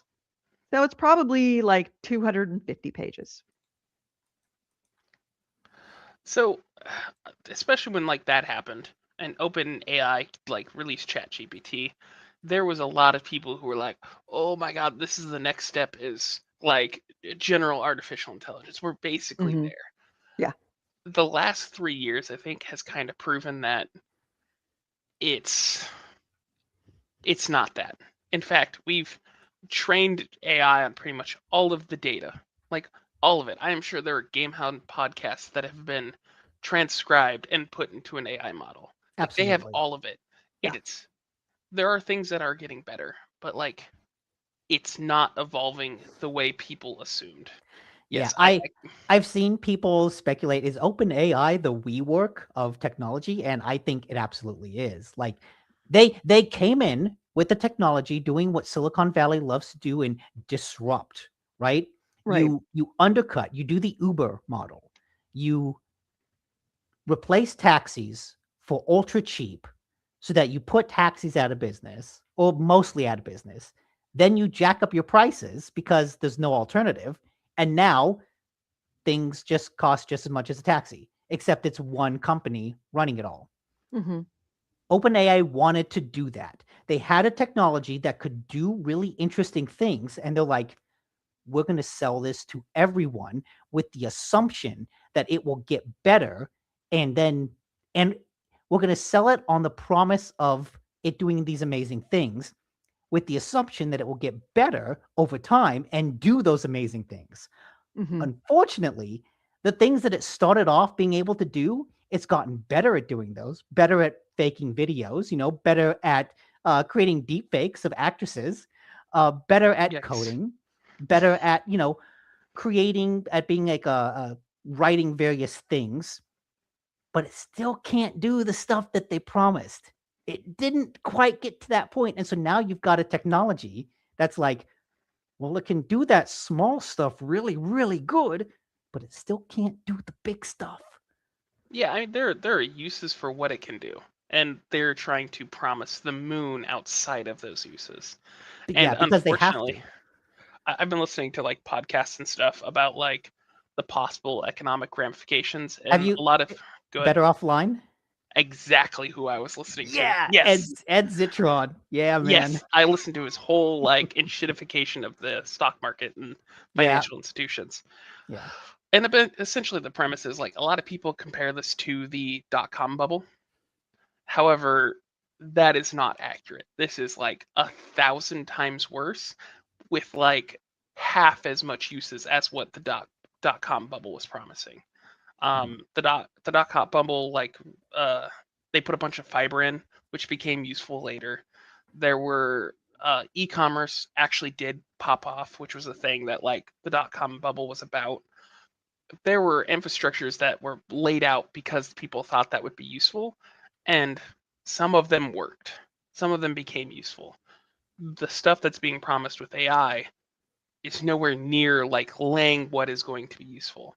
Not to mention with the dot-com bubble, like the infrastructure for the internet was being laid out, and that became broadly more useful in general. There's nothing They- that. Go ahead. Go ahead. Well, they talk in the book about their points in time in technology, or even without technology, where things are done, and from that point, even if it's not successful, life is never the same. And this is and the dot-com bubble. Yeah, it got big and then it took everybody down. But remember, when they're talking about the dot-com bubble, they're talking about the economic bubble. Yes. Dot-com bubble created the internet as we know it. It was successful technologically. It built the internet. We wouldn't have GameHounds were it not for the technology in the dot-com bubble. Now, did all of those companies survive? No. The bubble burst, and we're talking about, again, the financial bubble. Just because the financial bubble of AI will collapse, and it will, doesn't mean the technology will collapse. The technology is always going to be there, and it will progress with fewer companies eating up all of our chips and all of our SSDs, but it's going to progress. And that's the eventuality. And I think you and I tend to look at AI as being like, it's not there yet, because we're looking in the short term because they're making short-term promises. But you and I both know that it will do that someday, not today. But it will do that. There will be a super intelligent AI. And that's without question that they know they can get there. They just have to wait. That's the inevitability that they see. Okay. And that being the extinction level event. So I know like that the dot-com bubble, when it's talked like that, is an economic event, but like it's directly tied to what we got out of it by the end of it, right? Like with the foundations for the internet. Right. The things that we are building for AI that would survive the AI bubble, which economically speaking is way worse, so much worse than the dot-com bubble. So I was too young for that, but like imagine the damage that caused, and then compound it by orders of magnitude, because that is how much money is invested into this. That is how much stock prices are inflated. When this pops, like people are going to lose their lives. Like it is going to be bad. Yeah, but this is on the level of the Great Depression of people jumping out of windows. the infrastructure, the physical things we are building for AI are data centers. And these data centers are not going to be useful once the AI bubble pops. There's not enough capacity to use those for anything other than AI. Otherwise, they would have been built for the data that we're already like generating in society.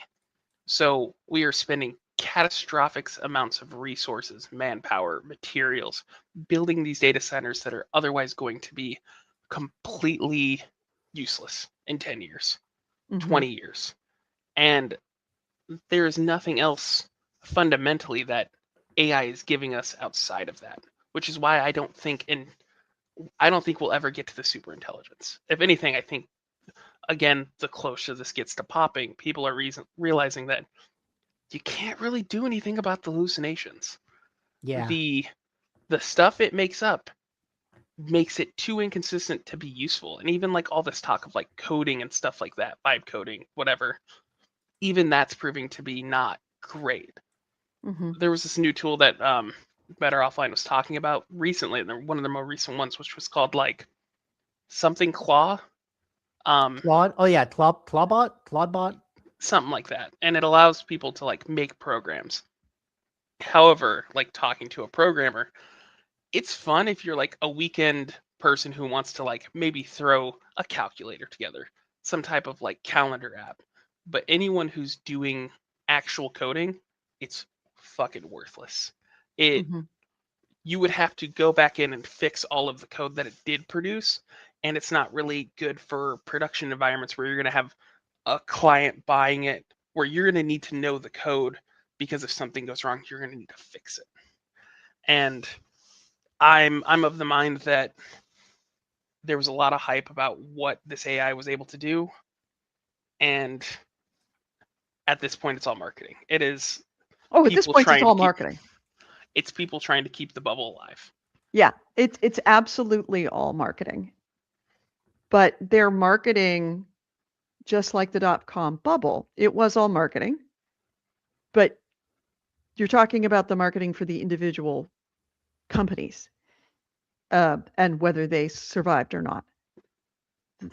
What they predicted, what they were saying was going to happen with .com when the .com bubble was going crazy, ended up occurring. This is what they said they were building. It's just who won the race. Google won the race. Yeah, but that was because Google's doing everything that was being promised and more from the .com bubble, during the .com bubble heyday, when they said, we're going to have this and we're going to have that and we're going to have this, and it was being sold as marketing. It was marketing. But Google ended up doing all that and more. So the predictions of those marketing sales pitches were absolutely true. Yeah, but like, again, the reason why these aren't necessarily the same, and that's what I was getting at with like them being compared, is that fundamentally they offer different things. Right. And while there was a lot of like, oh, this is all going to be useful later with the internet, I don't think like AI is useful, like almost at all, really. Like there are certain things that it can do, but for production, for like generating money, I don't think it's there. I don't think it'll ever be there. Yeah. This is just, I guess, in my opinion at this point. But Forget Your Life says, I need some GoDaddy AI commercials. No, I guess I'm just repeating myself at this point. Yeah, no, I'm with you. I think we both agree, and we're both. Edie, you should listen to the Better Offline podcast. I will. If you promise to read that book with me, because I'm reading it with an element of skepticism as well. Oops. But at the same time, I've had enough people and I'm not talking about people that I know, I'm talking about like NPR and stuff you should know, where they're like, it's an interesting read. We're not sure if they're predicting anything that's going to happen, but it is an interesting read to have. Sometimes, I'm looking at this, what was it, Progress 2025, when everybody was screaming, Progress 2025, this is what they're doing. This is what's going to happen. Don't elect him. It's Progress 2025. And we were like, you're crazy. Yeah. And then now everybody's like, hey, everything that's happened is in progress 2025. It's actually occurring. This is the blueprint. Go read it. And Yeah. so I'm actually planning on reading Project. that because Project 2025. And I'm actually thinking of reading it because I have a bunch of, I'm hearing that it's like, hey, it seems like everything's going crazy right now. It's not so crazy because we said this is what he was going to do. And look, this is what he's doing. It's true. It's happening. So sometimes the crazies are right. And I'm recognize that these guys are probably the sky is falling kind of extreme of the spectrum from AI is going to change the world and it's going to be great for everybody, like Sam Altman, and this guy, or even Elon Musk. Everything's going to be AI is going to be robots. It's going to be great, and you're going to have robots everywhere. To these guys at the other end of the spectrum of like they're going to kill us all.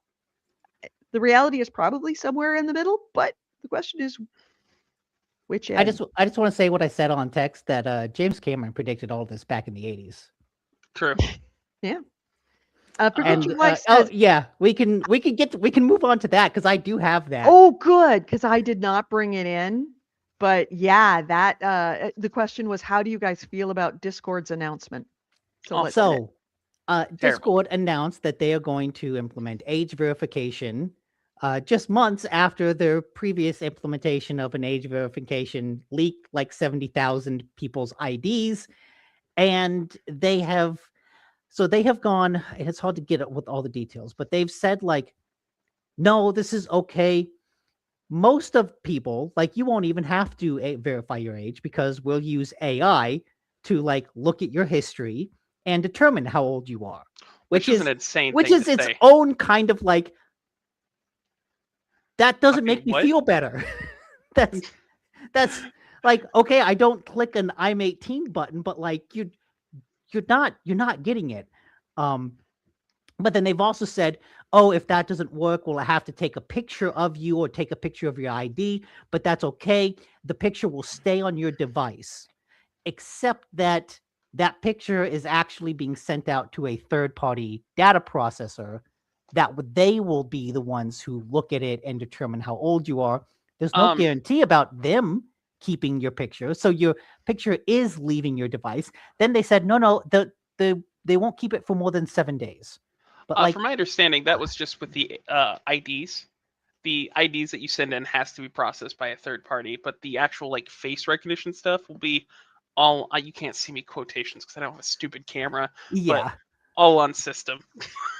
yeah, they claim all of that. But then again, this comes right after, last October, Discord got hacked and 70,000 users' photo IDs were leaked. So, this, and they talked about this on Remap a lot. And Patrick Klepek had a good take when he's like, look, man, you think that whatever they're talking about, they're not already doing? Like, Yeah, they're already doing everything. Yeah, they could scrape. They have like they can scrape all of your data for AI stuff. Like all of this. Oh, you have to verify your age. Take a photo of your face. They already have all your photos. Any photo you've uploaded, they have. Like all this stuff. The problem is that now it's come to the forefront. Like now you're kind of being. Now they're talking about it. Now you have to come to terms with the lack of privacy that you've always had. Mm-hmm. Funny enough, just a quick tangential thing. I don't know. It's related kind of similarly. Did you guys watch the Ring commercial from the Super Bowl? I was about to bring that up. Yes, okay, we did. So and Ring has search party, and Ring has severed its ties. It's decided not to do that because of that. If you don't know, what it does is it connects your, like, say you lose your dog. You can go onto the app and be like, hey, I need to find my dog. And it will connect your Ring camera and all the other Ring cameras and use AI to track to see if it can find your dog in your neighborhood. Everyone disliked this. Everyone hates this. Yeah, and they launched this with everyone hated that. Everyone hated. Yeah, they put that Super Bowl ad out, and it was one of those moments of like, did you not figure out that this Yeah. would appall everybody. So of course they put out this ad, and they, I'm sure, expected everyone to think, "Oh, what a great I great could find my idea. dog. I could find my dog, or I could find my kids. My kids will be safe." And they instantly got a mortification of the United States, where everybody's like, "Fuck no!" So And yeah, so they've severed that yeah, contract, that relationship. They're not partnering with that data company. but in an example of what Nick was saying, which is why I bring this up, I shared this with a buddy. My buddy's like really into like privacy and like looking into this stuff. Currently, in some cities, I'm not sure how many, there are camera setups that are run by a third party for the police that'll sit there and just track traffic and record all of it. Mhm. And this is just out there, and it's been out there for over a year. And essentially, there is a private company that is contracted by the police to like know where you're at and your privacy. And an example was like a cop showed up to this woman's house and was like, "Hey, you're driving a stolen vehicle," and it took her having to like get the documents for the vehicle to prove that it wasn't stolen because the AI like systems in the town monitoring traffic fucked up and said it was stolen and sent that to the cops. So this is a bigger problem than Ring, and it's been a problem for years. And back to the Discord thing, Nick's right. They have every time you've uploaded a selfie, every time you've shown your cat, like they have those pictures. And it's only Yeah, now that and they're asking for explicit permission is it allowed. yeah, and That is a Forget Your Life great. said, Oh, go he ahead. said no rectal scans for me. I'll be out of here. And he says like, yes, they already have it. However, I'm not going to click OK for them to Yes. do it, which I'm with. But I think the truth is, for all of us and for anyone watching us, you're probably old enough that Discord knows your age. I started my account in 2016. For Like at whatever, this yeah, point, like whatever you did, whatever you said, just anything, they probably already know your age.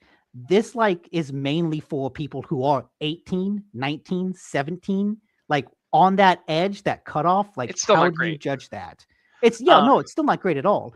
And I want to bring up, because you talked about Ring, this relates to the disappearance of the Today Show's host's mother, Oh, yeah. Samantha. yeah. That apparently she had not a Ring camera, a Google Nest camera, but she wasn't paying for them to back up the data, right? She wasn't paying for you can store all of the video online so you can access it later.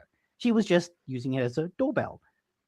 They have Except it. that they now have video of someone at her door, because Google records all that video. They just make you pay to access it. On the flip side, there was Apple just had to pay like $100 million because they were recording conversations outside of like saying like the hello.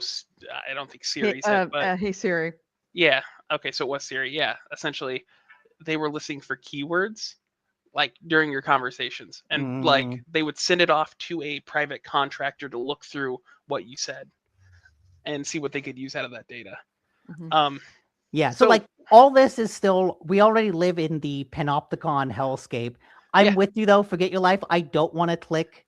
If it wants to give me a teenager account, fine. I don't use Discord for anything that's like more than that. I use it to talk with GameHounds. Yeah. But we probably won't even have to, In an because effort we're all to part of it. in an effort to steelman a terrible, gross decision, I was looking into this, and there was a Discord developer who was responding to a thread about this, I think on the Discord channel. And they mentioned that, like, in like Nick's case, right? You probably won't be asked. They won't ask you unless you try to change specific settings that are like, hey, I want anyone to be able to message me. So, like, it's not a request. And, like, I want to see not safe for work stuff. Like, if you don't do these things, or if you try to get on like a live stage event, which is like a community thing where like someone's streaming, you could hop in and watch and talk during that, you won't even be asked. And they were like, we were looking at the data, and almost 90% of like the people who use Discord will not be affected by this. This doesn't make it better, and I'm not for this. But that was their logic, was this is going to have the smallest impact on the number of people who use Discord who might have to do age verification. I hate it. Maybe, I don't know. It should be. I know very little about Discord settings. It probably is. But again, if we created that, they know that, and they'll probably say, "Oh yeah, okay, they're older than 18." I probably had a Discord account for more than 18 years. No, but that's what? I probably He had said he's probably had a Discord account for more than 18 years. I don't think it's been out for 18 years. Oh, it hasn't? Okay, No, I don't like know. 10, 12 years. Okay. Sorry, my brain like fizzled out for a second. But no, like that was their best argument for this, was this is meant to be as inintrusive as possible. But getting out of that, fuck them. This is awful.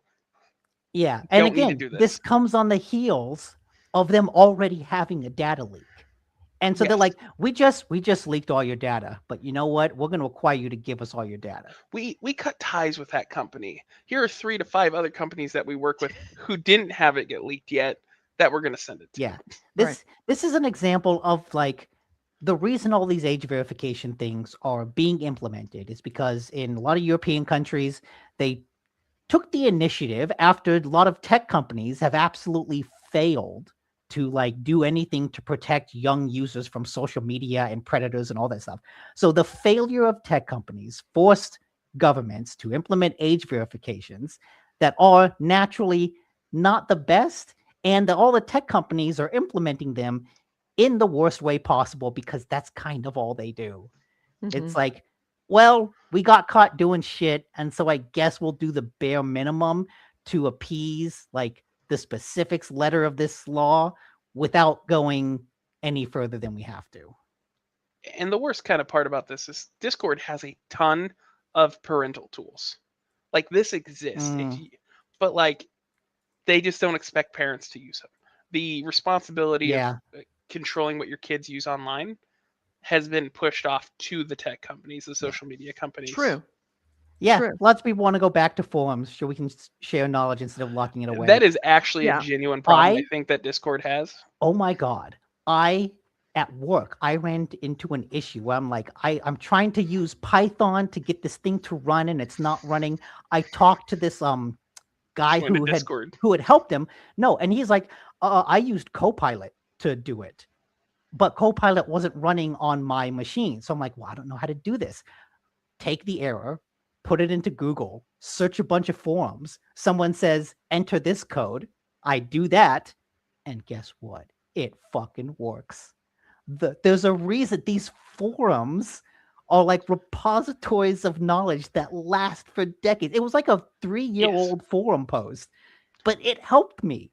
So forums are still beautiful. I do that on a daily basis with QuickBooks, with Airtable, with many times with Excel, actually lots of Excel. I have learned, run up against problems in Excel, and only in forums deep in forums have I found, and some of them are like 10 or 15 years old, and found the thing. It's like, aha, that's how I did it. That's how I fixed that. Yeah. So I've been able to create all these automations in Excel.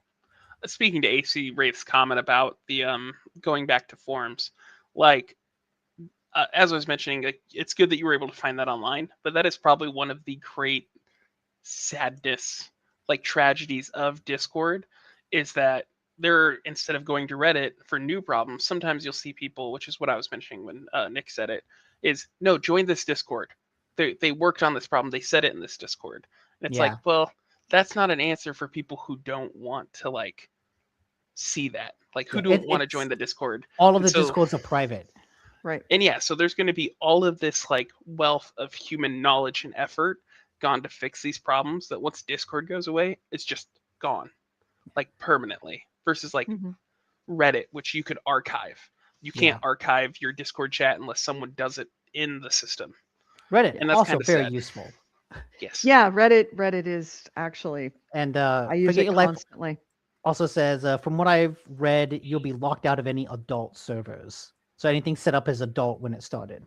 So in theory, if you get labeled as a teen, you won't be able to join the GameHound server. In that case, We'll all be teens. load up Death Stranding, because I remember hearing that like you could get around the age verification by recording Norman Reedus's face in Death Man, Stranding. why does 'cause it everyone was look so high like Norman resolution. Reedus? That's crazy. Norman Reedus What has would the so many world do accounts. without my poorly worded mini reviews? Think of the children.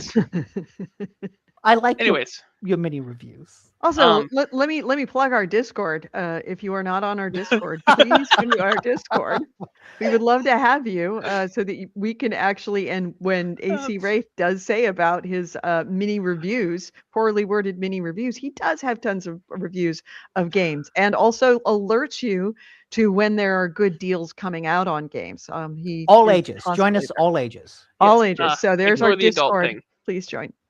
Yeah, Edie's horribly timed pitch. We hate this. We hate Discord. We hate Discord. Yes. Hate the age verification. It is bullshit. Yes. Okay, so next item. Well, should we get to the thing that the episode is named after? Yeah. Sure. We do not want another the Blizzard book. The one that was titled after the Blizzard book that Jason Schreier wrote, that Edie was like, what was it? Play Nice. Play Nice. We read that's Play what- Nice, and then I watched the whole podcast show, and it was never mentioned once. Yeah. And then the next episode was like, we're actually going to talk about it. Still wasn't mentioned. We're just teasing you. It's just the buzzwords to get you in the door. I actually have never finished that book because it's a physical copy. Can we end on that? Because I kind of want to rant about High Guard before we get into like the games, unless there's more news after this. I don't want to. Yeah, no, there's a Sony State of Play. Let's hit it. Unless you don't want to. Okay. No, he said he wanted to rant about High God before we got into. Okay. It feels Rant weird about to Sony? go from like High Guard or from State of Play to High Guard, Okay. That's just So me. let's do High Guard to State of Play. because this will be negative, and then we can move into positive, looking forward to stuff. Mm-hmm. You did it? Okay, good. Go ahead. Yeah. Rant So away. we learned this week through a lot of like postings, and eventually Wild Light Studios came out with an official statement. They have laid off most of their staff. Really? And yes, and they say that they're keeping a small core team to continue to work on and iterate and innovate with the game.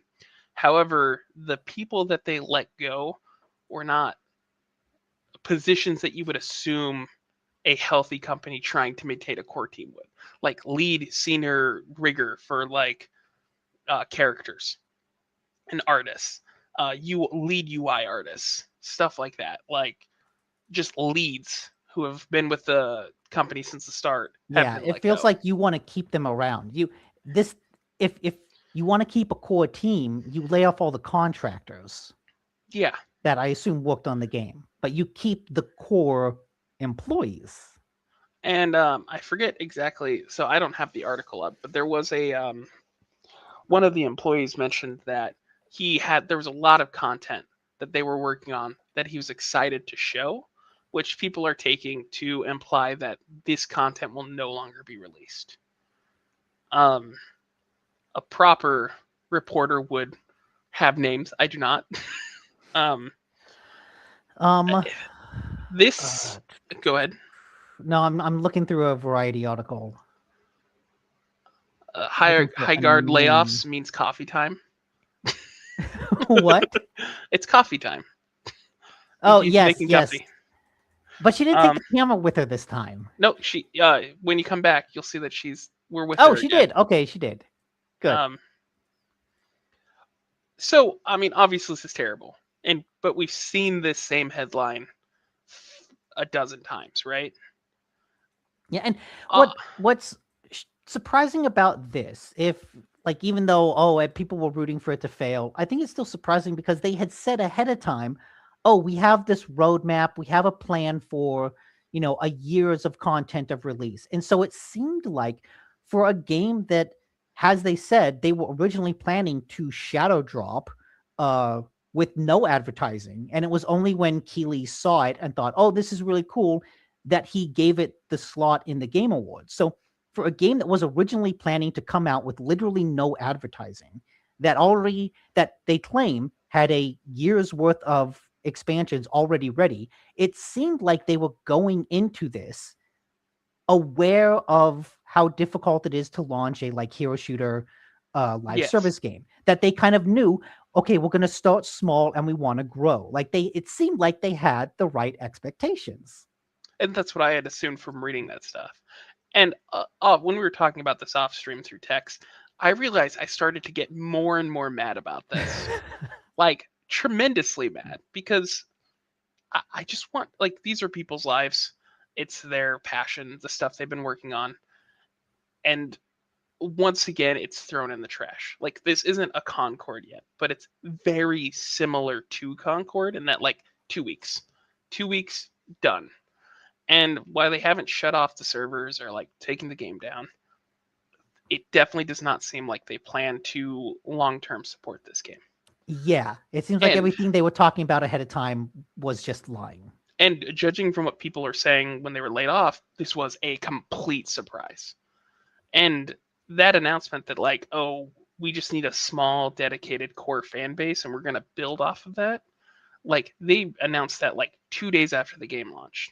So the staff who were working on this game must have felt at ease. They know that this is going to be a slow burn, that we're going to build over time, and to have it them fired, to have a game that's spent 2.5 years of these people's lives trashed, essentially. Because I don't have any love for Highguard, but who the fuck is making these decisions?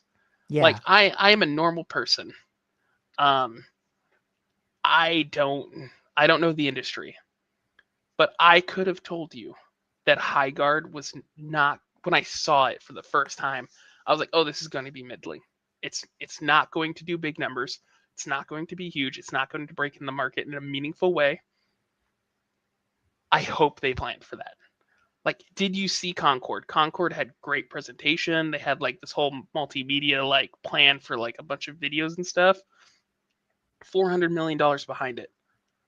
Gone in 2 weeks. You had to have seen that a year into your development and been oh shit, is this going to happen to us? Should we plan for this? And they said they did.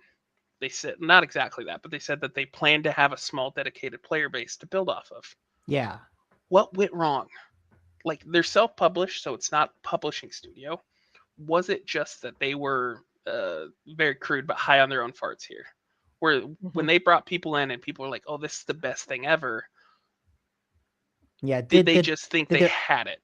Their expectations went through the roof. And then when it didn't meet those now inflated expectations, well, let's cut our losses and shut everything down. Yeah. Well, do you think that might have happened, that they had the right mindset originally, and then the Keighley factor came in, and then that shifted oh my God, this is going to be huge. I feel like it should have shifted. Reconnoitered. It should have shifted it the other way. One of the laid off people was talking about the negative reception to the game, and I think he said, and I'm paraphrasing, the least we deserved is to not have our failure be embraced, to not have it be washed with glee. That's the least we deserve, to not let a bomb be celebrated. Yeah, and I agree. That's terrible. No one should be. But my point is, when it came out and there was all that negative reaction to it, that should have lowered whatever expectations they had. No, I'm talking about what Keighley, they had an expectation. They figured it would be a game. Mm-hmm. They were realistic. And then Keighley walked in and said, oh my God, this is fantastic. I want to feature that. This is going to be and then the feature expectations presentation go up. But when there's the backlash against it, those expectations should have come back down. It's a shame too, because being put in that spot, I don't Highguard. I watched that preview for it, the trailer for it. I think I messaged you guys that I felt nothing. I felt it's that a little generic. Yes, not just generic, a little confusing too. Because there's this one time that this guy rages out as an ultimate, and then he just starts shooting a little 6-shooter revolver.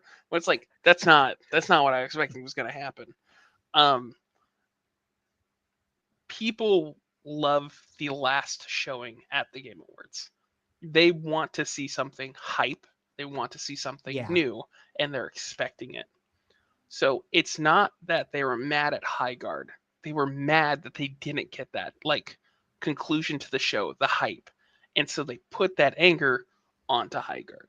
Yeah. Because I don't think High Guard deserves pretty much any of the hate it's getting. I think it's okay to be like, hey, this isn't a great game. This needs work. And in fact, from what I've seen, I watched a review of it from Skill Up, and he goes into the gameplay loop. There's some serious problems, but the idea is interesting. It's essentially like a sort of battle royale, choose your gear, first half of the game, a capture the flag, and then a siege for the last half. People really equate it to like Rust or something. Yeah, that process of, and like I think Killzone did this way back in the 2000s, where the game mode was shifting game modes. Like it shifted from deathmatch to capture the flag to something else, back to deathmatch, and like a match that shifts the objective throughout. Like that's a neat idea. Mm-hmm. And like a fantasy Rainbow Six Siege is also a cool idea. Yeah, I think there's something there. But they had too much going on, or not enough going on in this case. Balance wasn't good.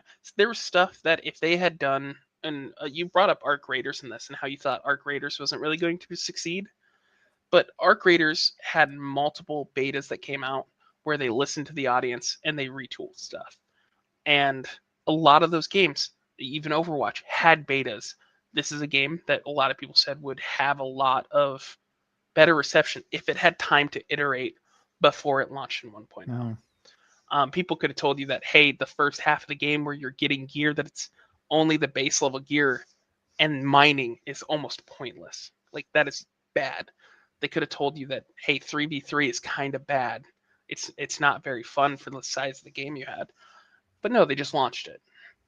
And to an extent, to your question about like whether or not Keighley made the hype too high, unsubstantiated reports say that like there was I forget which dev was talking about it, but internally as they were developing the game, everyone they brought in to test it, like family, friends, stuff like that, were like, oh, you have something here. You have lightning in a bottle. They thought they had the thing. Yeah. And I don't know how much, like, if there was not a moderating voice in their dev team that was like, maybe we don't. Maybe only having 6 heroes in a 3v3 game isn't good. Maybe we need more heroes. Maybe we need to beta test this so that other people who aren't attached to us can try this and we can learn from it. And that's not what we got. And unfortunately, apparently the studio was like 50 to 200 people. I know it's a wide range, but we don't really have strong numbers. Most of those were laid off for a game that maybe could have become better down the road. Yeah. And it's disappointing. It's frustrating. Because if a normal person can look at this and go, oh no, there's something wrong here, I would hope somebody who has college degrees, years in the industry, can look at this and go, oh shit, we need to work on this. We need to have moderate expectations so that we don't lose our ass and people are laid off. I'm very upset about this. Yeah, it feels like the people that should know more don't actually know more. And I can't even say this was like a publisher problem. They own the studio. They self-published. We can't blame like EA or Ubisoft this time. They have like 2,000, I'm not sure right now, but before this announcement, like 2,000 people on Steam. If we assume that PlayStation 5, Xbox also had similar numbers, very small player base for such a game, that's what I would have expected watching the trailer. Like, this is not unexpected that it was this amount, especially if you wanted to shadow drop it. Yeah. How many players did they think they would have? 10,000? 20,000?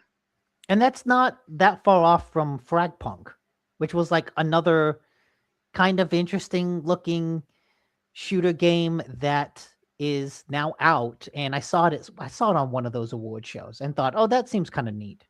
Yeah. Fragpunk has 1,800, and right now High God has 1,800. Right this second. I don't know if that's enough. I don't. Like, I don't know if like that's 1,800 people amount to a few whales who bought all your content. But man, the industry has to do better. For the people working in it, for the people who play these games, like they just have to do better. Well, then it's kind of it is the legacy of the industry that you're right, it has to change. The legacy of the industry was you work on a game, and then when the game is over, everybody's laid off, and then they start another game, and everybody gets hired back on. That's a legacy of the games industry. Really originated with the movie industry and the television industry, and now that the economy has changed, now that how expensive everything is, we haven't kept up with incomes that are on par with costs of living. So getting laid off is a life-threatening event. It is a ruinous event. Whereas before you got laid off, if you were in an industry that lays people off, you could, save enough money in between, or you'd be brought back. There was a level of comfort to it because you had a cushion. Everyone had a cushion. Everyone had a emergency fund. At least in this industry. There. And these kind of industries. And they knew that this industry was like that. Now that doesn't exist. That they're not paying enough to a lot of these developers because a lot of them are young, and it's a very high demand for these jobs. So they can underprice it so that they can have people that just want to work on the games, and they aren't creating these abilities for anybody to have the cushion that they need to be able to withstand being laid off for extended periods. And this right now in particular, you're hearing a lot of screaming, is because 1 in 4 people in the game industry lost their jobs last year, and a lot of them haven't been rehired. There's the industry has collapsed, and everybody is losing their jobs. So the idea that they may be hired by another company, which is, that's how you did it. You got fired by EA, you got picked up by Crystal Dynamics. Your Pandemic went out of business, you started another, company. Everybody just moved around, and everybody got each other jobs because either a new studio was started or, there was layoffs, but it was an established, knowable thing. Now layoffs happen, and there is no cushion. It destroys families, it destroys lives, and there's no hope of getting another job. And to expand on that a little bit, like years ago, I don't even know at this point. I think it's probably been 10 years, but I don't got a good timeline for this. The amount of projects that are being worked on by big publishers has diminished so much that even like that has become a problem where it's there is just no jobs for it. Like there is not, you could spin up a new studio back in the day and make like a couple $100,000 game, $1 million game over the course of a year and a half, and put that out to like Xbox, and you might see some return and then move on to a new game. Like it's very like a contractor based gig work almost, but like at least there were studios that you could hop in if things were tight. And there were mobile games. That was another thing, is you could always just be a bedroom developer of a mobile game, sell it for 99 cents, and you could actually make a living doing that. I hate using Concord as kind of a derogatory term. Partly because like use it.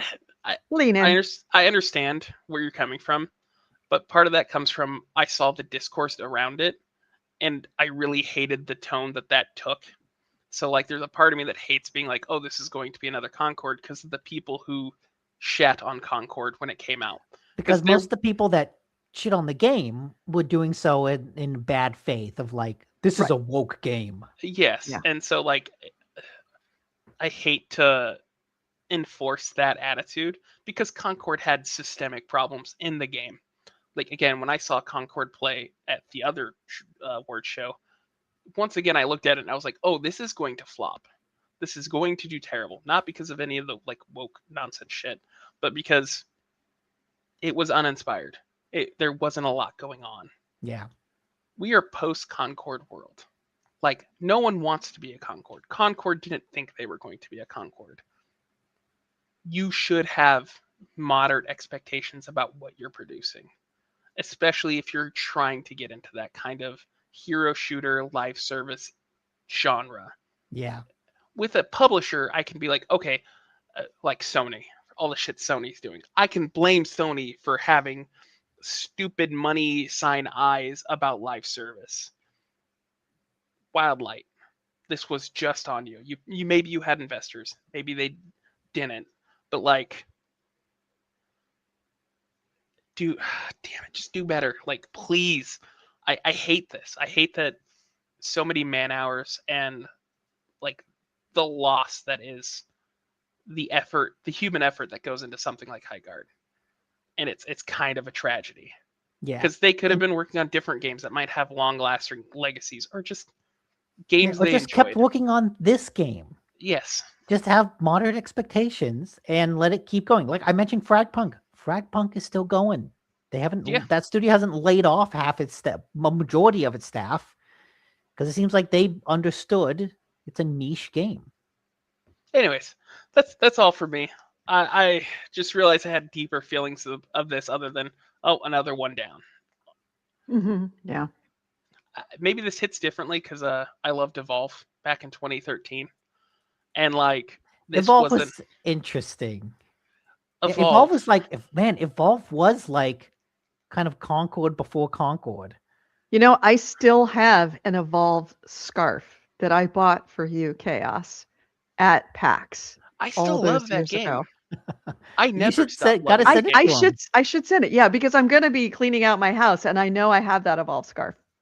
And that also had other fantastic problems like microtransactions before that became like super popular. Yeah, but I And- remember playing it and enjoying it. I got a Wii U out of it. Yeah, Well, yeah. I mean that really helps. Now he's But the it was only person a with good a game. Wii U. I loved the game until they made balancing changes to it, and that kind of broke the game. And they kind of futzed with it. And when they futzed a bit too much, that's when I kind of like Sure. failed. And I mean, you kind of, we don't need to talk about a 13-year-old game. We're not going to get into this. Don't worry. Yeah. Mhm. There's a Gym Nation. I forget what their channel was. Jimquisition. Jimquisition. Oh, Jimquisition, yeah. They did a pretty good Jim workup Sterling. that covers most of it. If Stephanie you're- Yeah, Sterling. I remember when they were yeah, I remember those videos. Yeah. They got most of it right. And in retrospect, there's bigger problems.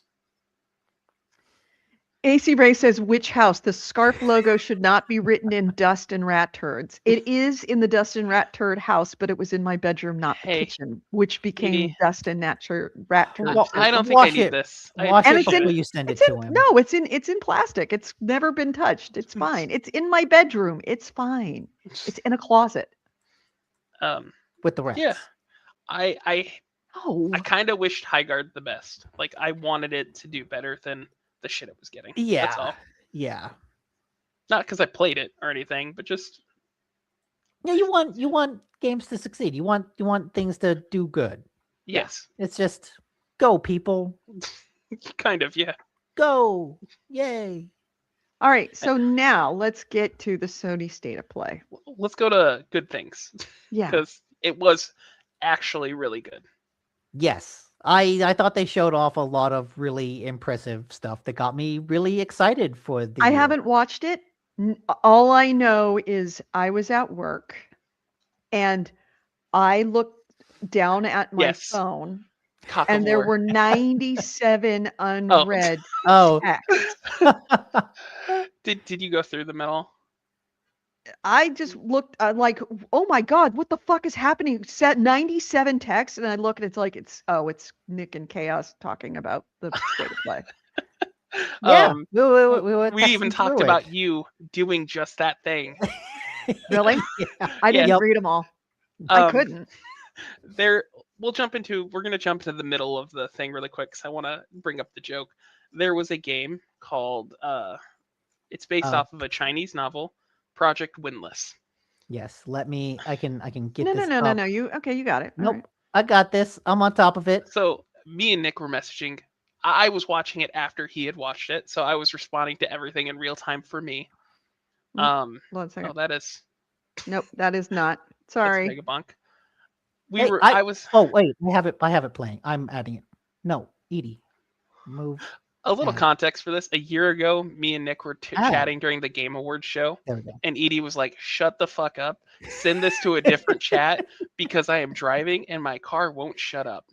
And so, of course, we did it that time, but I don't listen because I don't know how to listen. So, during this word show, like Edie wasn't responding to the 97 texts that we sent, and we made the joke that she's in a meeting and there's this game that came out where it's a giant chicken Yep. and it looks like This kind of a mix between good.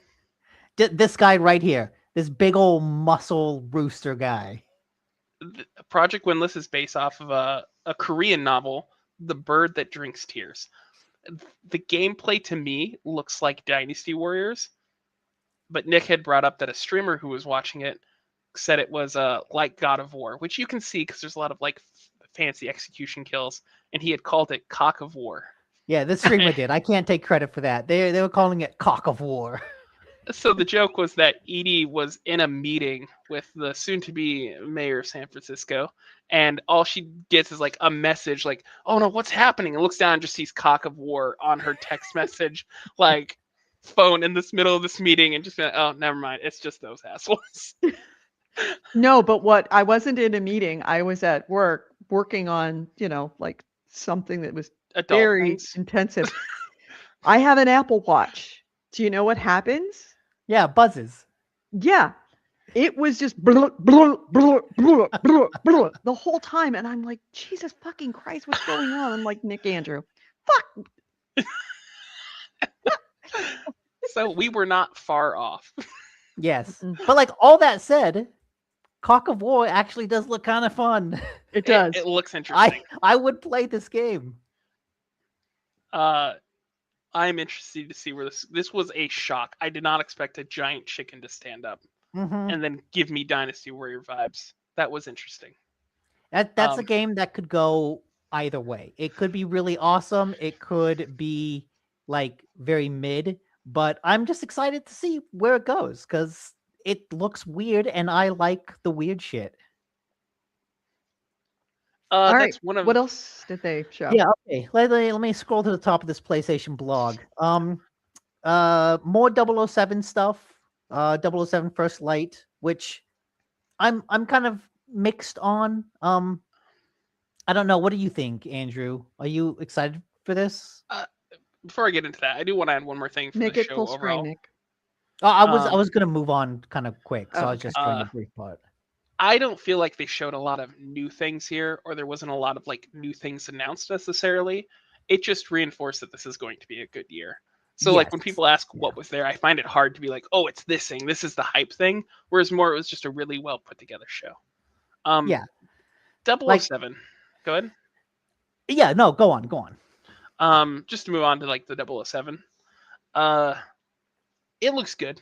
Like this is a game I would love to pick up. This sounds bad, but for like $20. I could spend like a week playing this and having a good time. It seems like that kind of game. And I don't Which, feel funny like enough, it's- I feel like that's what all the Bond games have been.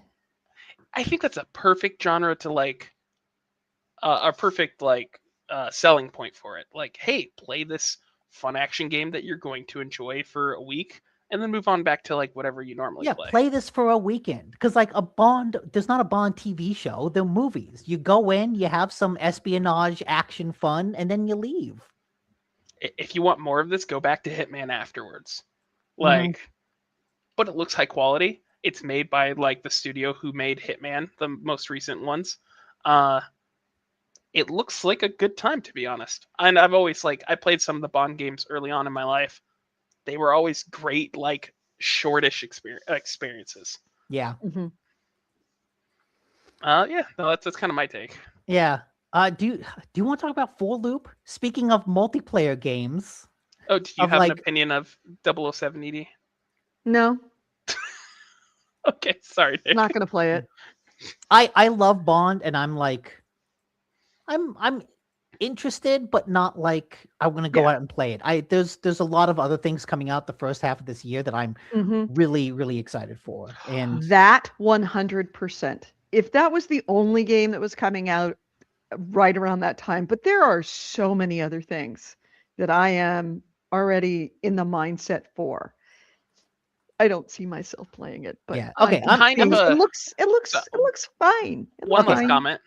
I hate this, but I feel like it'd be a perfect Game Pass game. yeah, like, yeah, I'm with you. Just really high quality first person or like first party game. I guess not first party, but like AAA budget game would Mhm. be great. Anyways, go ahead. I'm just gonna scroll past stuff, and if you want to talk about it, you can, because there's a lot that was showing off. Four Loop, the multiplayer game from J.J. Abrams, Bad Robot. Yeah, I'd like to talk about this. Okay. Half the studio who made Left 4 Dead. The other half is Turtle Rock now. 4-player co-op, really leaning into once again the 4 from like Left 4 Dead. Looks fun. The trailer showed some interesting problems with, like frame rate and stuff. Visually, I like it, but it is a very like muted game. It doesn't look like it has much like distinct style. It's going for the PlayStation realistic aesthetic, like Yes. Uncharted, like Last of Us, like Infamous, like God of War, like Horizon. And looks on like the that. screen, there's this jetpack that they're lifting into the air that plays at like 15 frames a second, and it's like you shouldn't have shown that. Like, don't put that in your trailer reel. I think the big things here are going to be it looks sort of a roguelike with a lot of like buffs and stuff as you play through it. Yeah, Even the map had this like if you've ever played Slay the Spire or any kind of those games, it had this kind of roguelike map that you're going to do different objectives on. Could be great. Honestly, it depends how well it runs and the build craft in it. If those are good, I think getting 3 buddies together and playing this could be a great time, and I'm kind of looking forward to it. yeah. And I think like to go back to a conversation about High Guard, I think it works that it's not a hero shooter. Yes, I agree. I signed up for the email list to see if I can get in on the closed beta. Maybe someday I'll have more to talk about. I forgot to do that. I gotta do Maybe illegally. I don't know if there'll be an NDA. that. Oh well, I mean, I can at the end of this podcast, I'll talk about some Number 4, extra legal Luke, stuff. AC Wraith. So this is the one game that I am absolutely hoping bombs and is Oh, the worst wait. game ever. Beast 4 and Loop? Reincarnation or 4 Loop? 4 Loop. Oh, Why? really?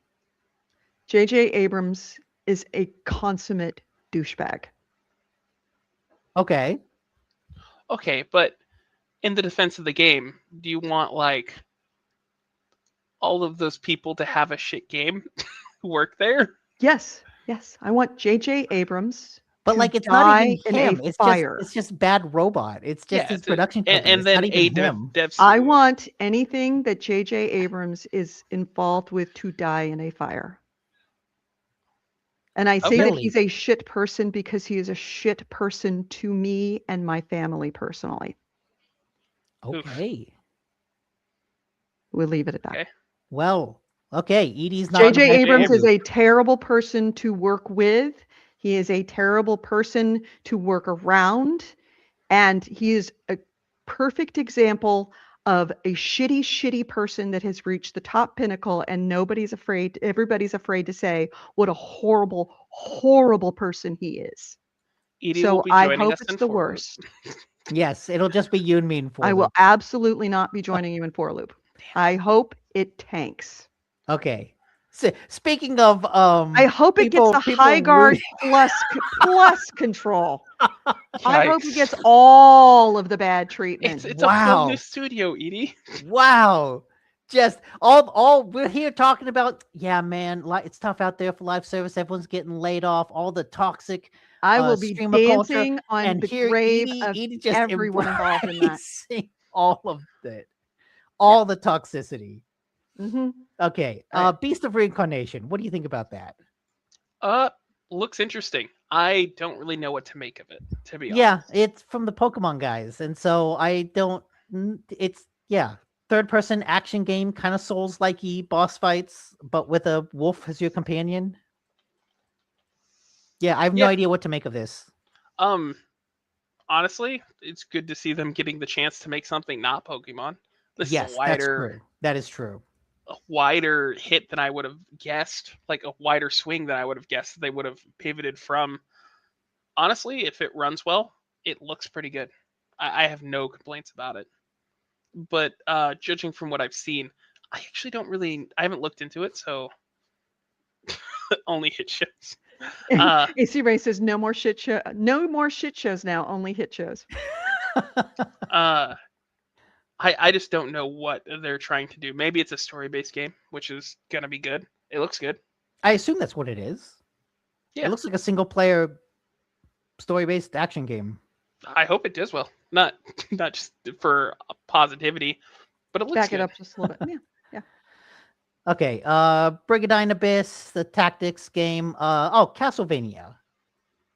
This was we had talked about Konami kind of coming back to gaming in a big way with a bunch of Silent Hill stuff and a new Castlevania by the Dead Cell people.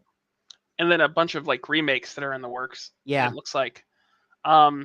This actually looked way better than I was anticipating.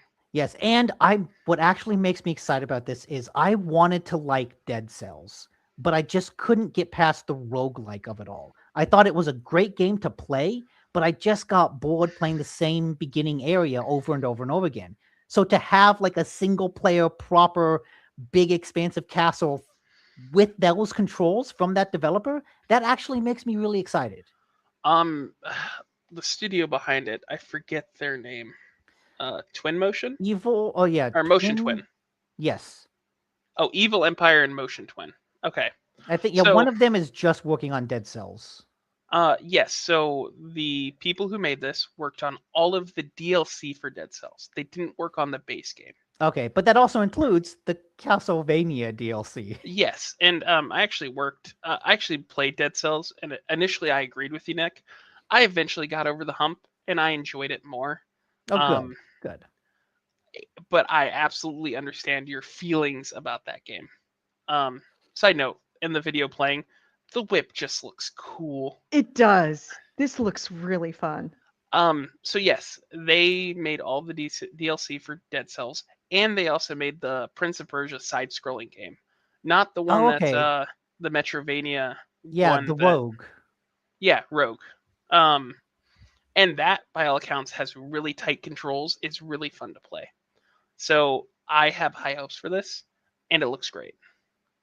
Yes. A lot of people are saying that the presentation is a little weird. At least I saw like Skill Up was talking about it, where it doesn't exactly look gritty like a Castlevania game.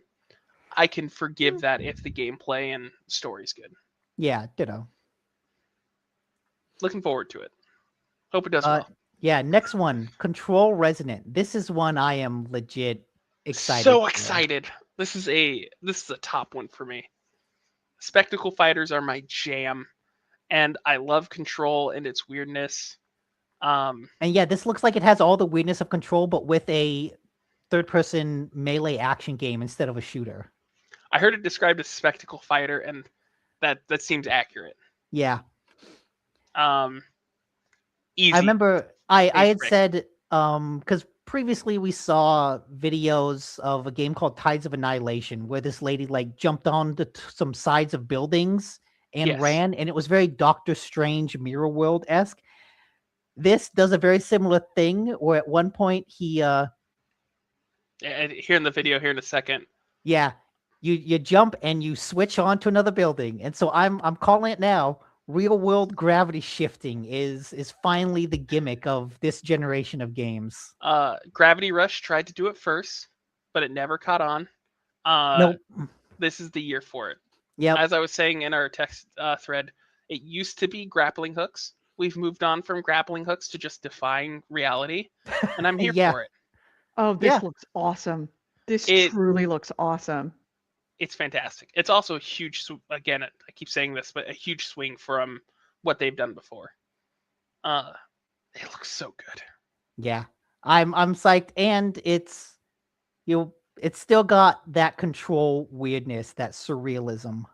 I'm wondering how they're going to do the story, because the main character is the brother from the first Control game, the one that was like almost an enemy. Who Yeah, had, he was like taken on the hits. possessed by the evil entity. Meant to be like a direct contrast to I forget her name. I'm terrible with names. Oh, what was her name? I can't Anyways, help you. I don't know how they bridge the gap and make this person essentially a hero for this one, or what that means. Like, I'm curious. Excited. That's all. 10 out of 10. Excitement, which means it's going to be terrible. Anytime I'm Probably. excited about a game, it goes bad. Jesse Faden. Yeah. Yeah, actually, if I want, was it 4 loop to loop, I should just buy the collector's edition, shouldn't I? That's true. Do it. Crimson Moon. I kind of remember that one. Darwin's Paradox, like a platformer. Dead or Crimson Alive. Moon. I want to talk about that really quick. Okay. I like the idea of, so it's, I don't know how to describe this. It looks like a co-op game. It looks where like a mix between a third-person Doom-like. Kind of, it's another like action combat. Where Yeah. you play as this half angel, half human, I assume. And I don't really know much about the story beyond that, but it's very gothic. It's very Very medieval. metal. Yeah. That's what made me think of Doom, is like, if you can hear the soundtrack, it's got real heavy guitar riffs going in the background. There seems to be some God of War vibes with like the fancy executions and stuff. Could be great. I love co-op action games. My biggest worry about this, and one I think they need to work on, watching the trailer, you're this tank of a person, right? And there are times when like they hit enemies in the game and there's like no feedback. They just kind of hyper armor, no flinching, take it. And so that's not necessarily like a red flag, but kind of a yellow one, that I'm a little worried that this is going to be a little unpolished.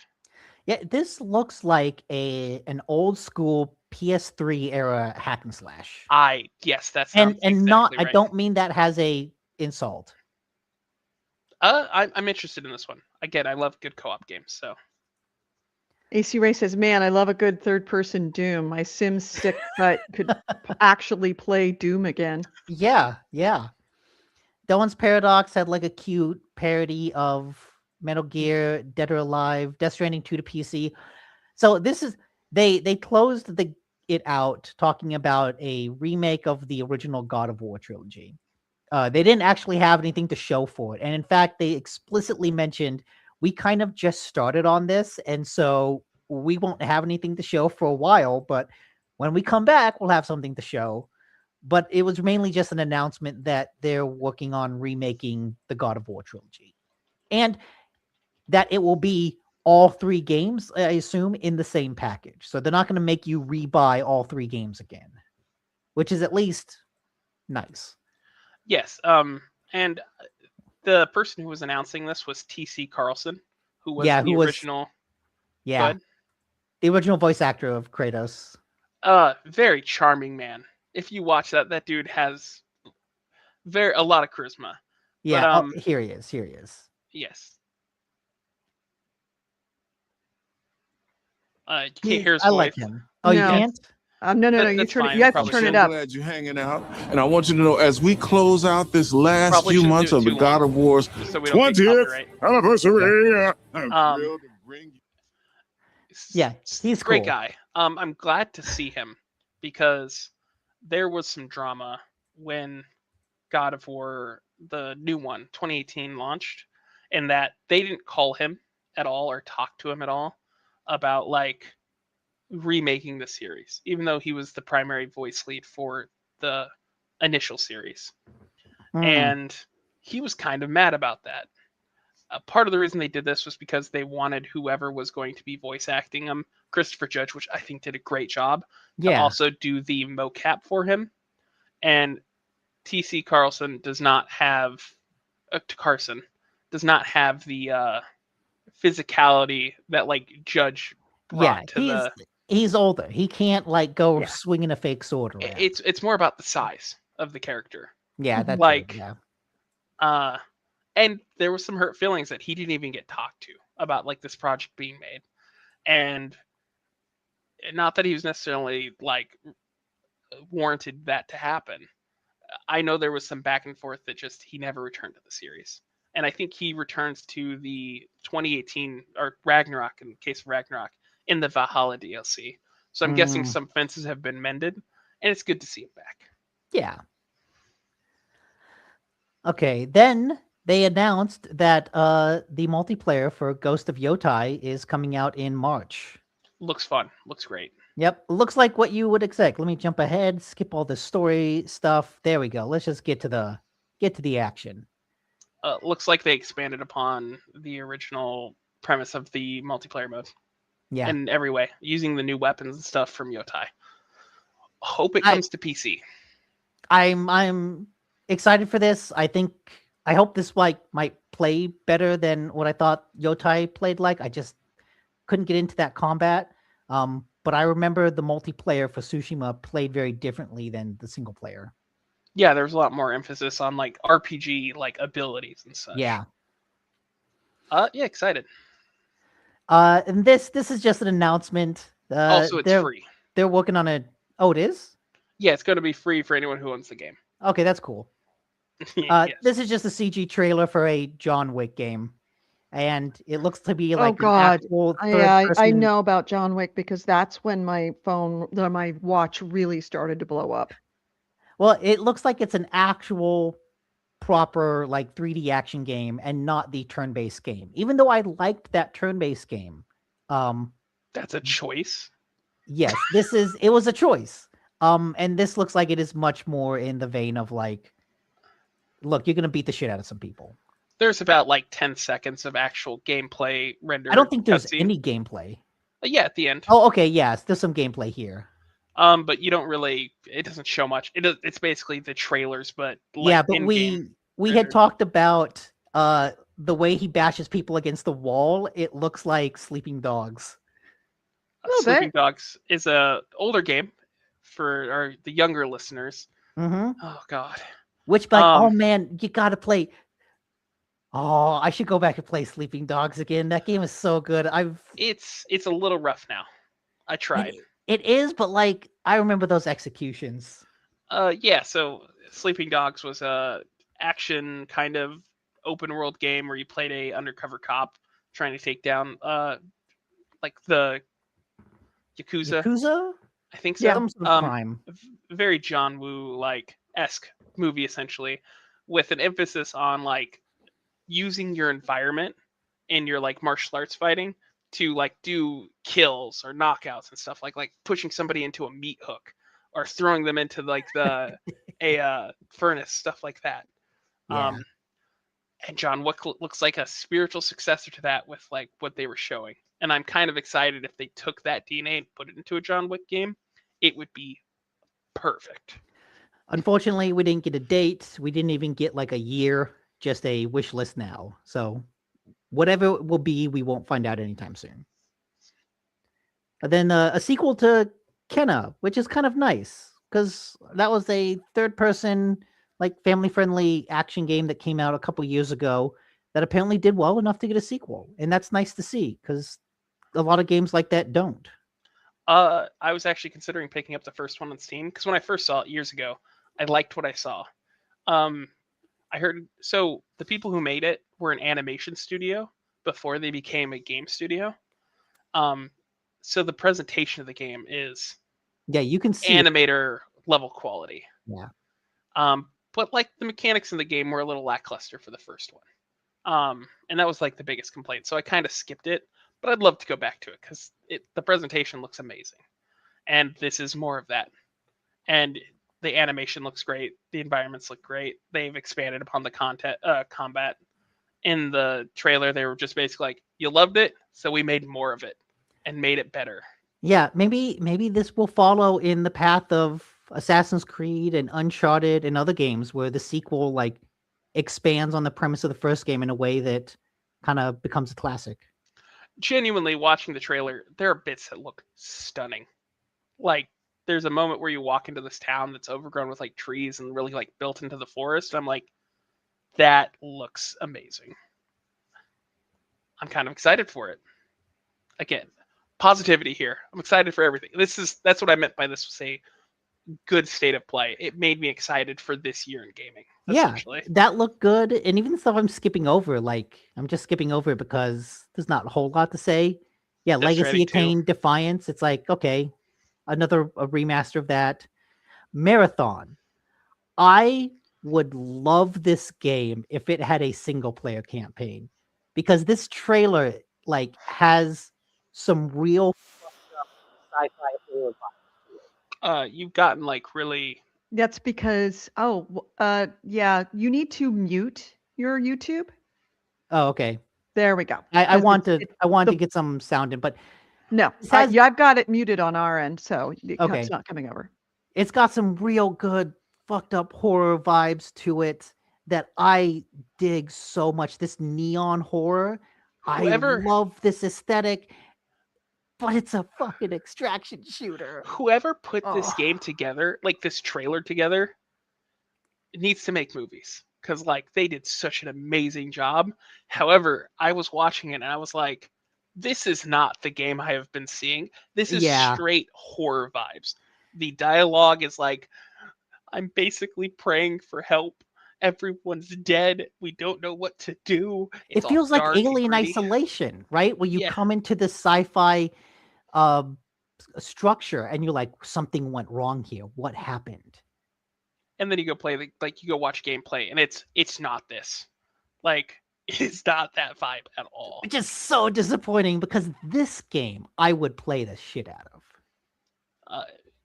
So here's a question. Are you a little angry about the fact that you've got this game showing it being a completely different game than what you know it to actually be, or at least not angry. It's a little like jarring misleading. From yeah, it's eye rolling more than anything else. Yeah, because I mean, the fun of an extraction shooter is almost like the emergent gameplay that comes from it. And even Tarkov, like there are tense, scary moments, but those are like natural human tension and not like horror vibes like this is set. This almost seems like you could put a eldritch monster in like as the main bad guy to this trailer and you'd be like, oh yeah, that fits. That seems like what they're saying. Yeah. It's look in the corner, Marathon, Tau City 4, Escape will make me God. I would love to play that game. If anything, what makes me angry is that this is a multiplayer live service game and not a single player campaign. Because I feel like this could be a classic single player campaign. Oh yeah. Speaking of though, Server Slam, the 26th of February to March 2nd. So yeah, it's going to pretty be free soon. to play on I think all consoles and PC. So Which if you want a chance to try it out before it launches in March, I will definitely try it. I'll try anything for free. Edie, do you want to try your first extraction shooter? It's not my first extraction shooter. Is it? No, we played the Rainbow Six one. Rainbow Six, yeah, Extraction. Okay, that's. Oh yeah. I'm gonna gatekeep a little. I'm gonna be that guy. Oh yeah, I play board games. I play checkers. Like. What, Rainbow Six Extraction is an extraction shooter. It is, yeah. I'm with you. It's in the name. It certainly is. It's just not one of the big ones. It's not right. It's also structured drastically different than what the extraction shooter genre is. Yes, which may be why I think we enjoyed it quite a bit. Yeah, I liked it. I was a bit snooty there. My bad. I leave it at that. Oh my God, Cat. I'm flipping you off too, Edie. You just can't see. Tonkin Fighting Souls looks neat. I'd watch people play it. Not interested in playing it. Metal Gear Solid Master Collection Volume 2. Yes. The biggest news of which is that Metal Gear Solid 4 is finally available on a console, not the PlayStation 3. Yes. It'll be coming to PlayStation 5 and PC. Yep, it is finally August broken 27th. free from that prison. The collection comes with Metal Gear Solid 4 and Metal Gear Solid Peace Walker, and I think Metal Gear Solid Ghost Babel, which I know nothing about. I don't even know that one. I loved Metal Gear Solid 4. The first night I played it, the game was like, "Hey, you've been playing for 6 hours straight. Do you want to take a break?" And one of the loading screens. Yeah, I I remember really enjoying it when it came out.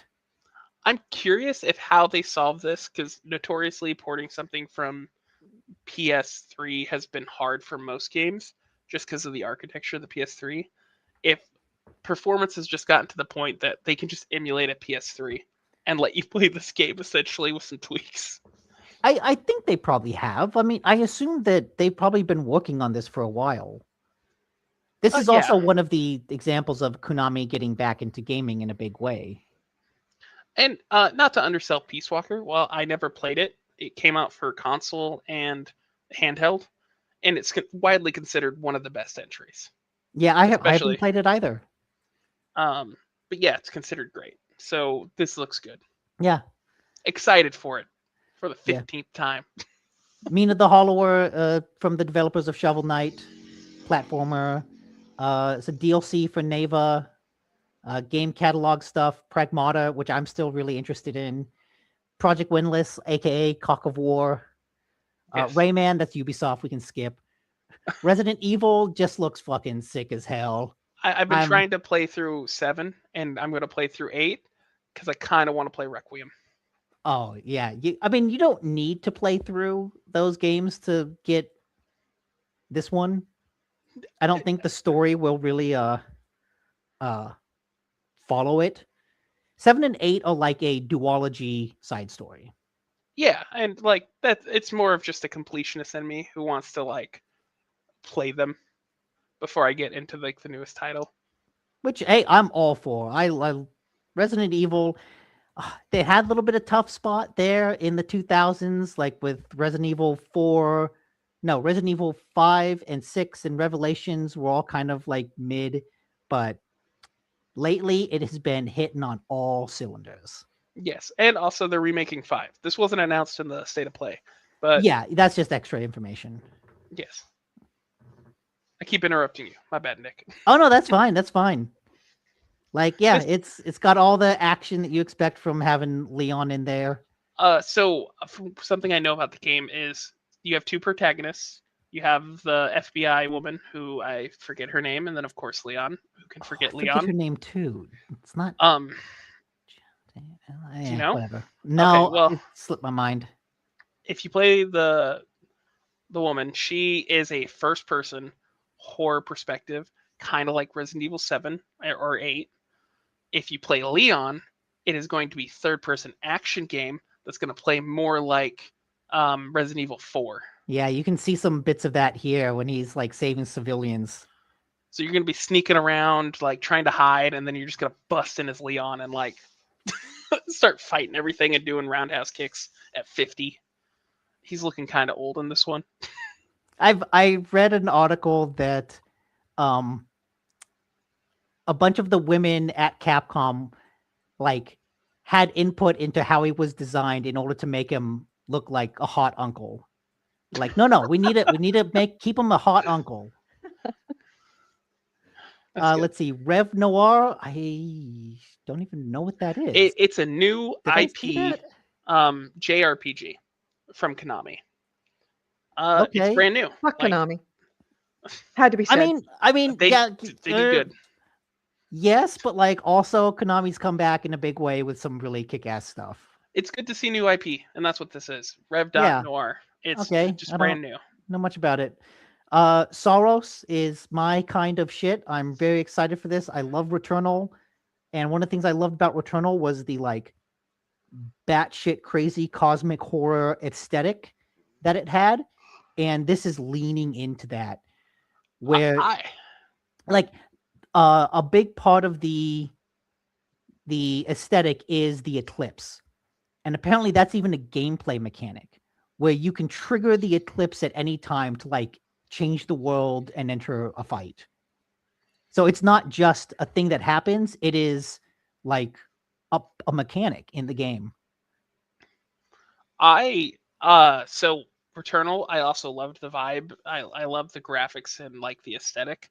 My biggest complaint so far from watching gameplay of Saros is it looks too much like Returnal. Like, but you know what? it almost looks like a direct sequel. I think I'm okay with that because nothing is like Returnal. And that's like that's a nitpick. But this looks like they just made like a DLC to Returnal, to be fair. And that's my only issue. It doesn't seem like it has a distinctive style for its own game. Yeah. That is such a bitchy nitpick though. Don't listen to me. I mean, that's okay. I'm very excited for Saros. And then they showed off Silent Hill Townfall. Again, continuing Konami's renaissance. This looks like it's a first-person Silent Hill set in the UK. Oh, come on, let me jump ahead to some gameplay. Yeah. Made in conjunction with Annapurna, of all things, too. And yeah, I thought... Good. I thought Silent Hill F was really good. I really dig this expansion of Silent Hill into like other countries. Looks like they're going for atmosphere. Like Silent Hill's always needed a lot of atmosphere. They look like they're nailing a specific like design. Yeah. With this, and they seem to be like doing callbacks to 2 with the fog. And look at that! Like in the trailer, there's this red ocean, and it just looks so menacing. And it's coming this year, which is crazy because F came out last year. So they're pumping that stuff out. Galactic Racer. I loved pod racing. Yeah, it seemed neat. I played the 64 version of like Star Wars pod racing. And isn't that being made by the same people that made what, F1? F1? I don't know. It's made by the company that makes racing games. Normally make racing games. I don't know. It just said Lucasfilms. Lucasfilms is, obviously the publisher, but it's a new studio founded by former Criterion developers, known for the work on Need for Speed and Burnout. That's it. Yep. But honestly, see, like the problem with that is now I want destructible pod racers, and if you don't give me pod racers that blow up like Burnout cars, look at that. There you go. That was not the level of Burnout. I want to see them shatter like glass. I want to see shrapnel. I want to see doors flying off. Honestly, this looks great. This looks great. I'm into this. I remember when we saw this at on the Games Awards, and I like lit up when it's like somebody's doing pod racing and it's being made by the guys that do Need for Speed. That was pretty cool. Yes, that was kind of cool. Yes. Burnout is a fantastic choice for devs to like who worked on that game to work on this. One of the things that made the pod racing scene in 1 so good despite the rest of the movie was the fact that when a pod racer like tore apart, it was crazy visceral. And yeah, it looks cool. I have to say, like the movies, the TV shows to an extent, it's been kind of a bad time to be a Star Wars fan. Gaming, I don't know what like document they put out, but they have been nailing Star Wars vibes. Even the Star Wars Outlaws, which like has its problems with its gameplay, environmentally is an amazingly like flushed out Star Wars world. And this looks to be in line with that. Yeah, ever since they broke away from EA, they've been doing a lot better job. And then Yakko Shinobi Ops, which I'm excited for because it looks like a little bit of this old PS2 game called Oh god, I can't believe I forget the name. But then there was like a shadow operations, shadow something, which is like a top-down stealth game that came out several years ago. That was really cool. There's a lot of this game that's like speaking to me, so I'm excited for it. But it's a top-down ninja stealth game. Were you thinking like Tenchu?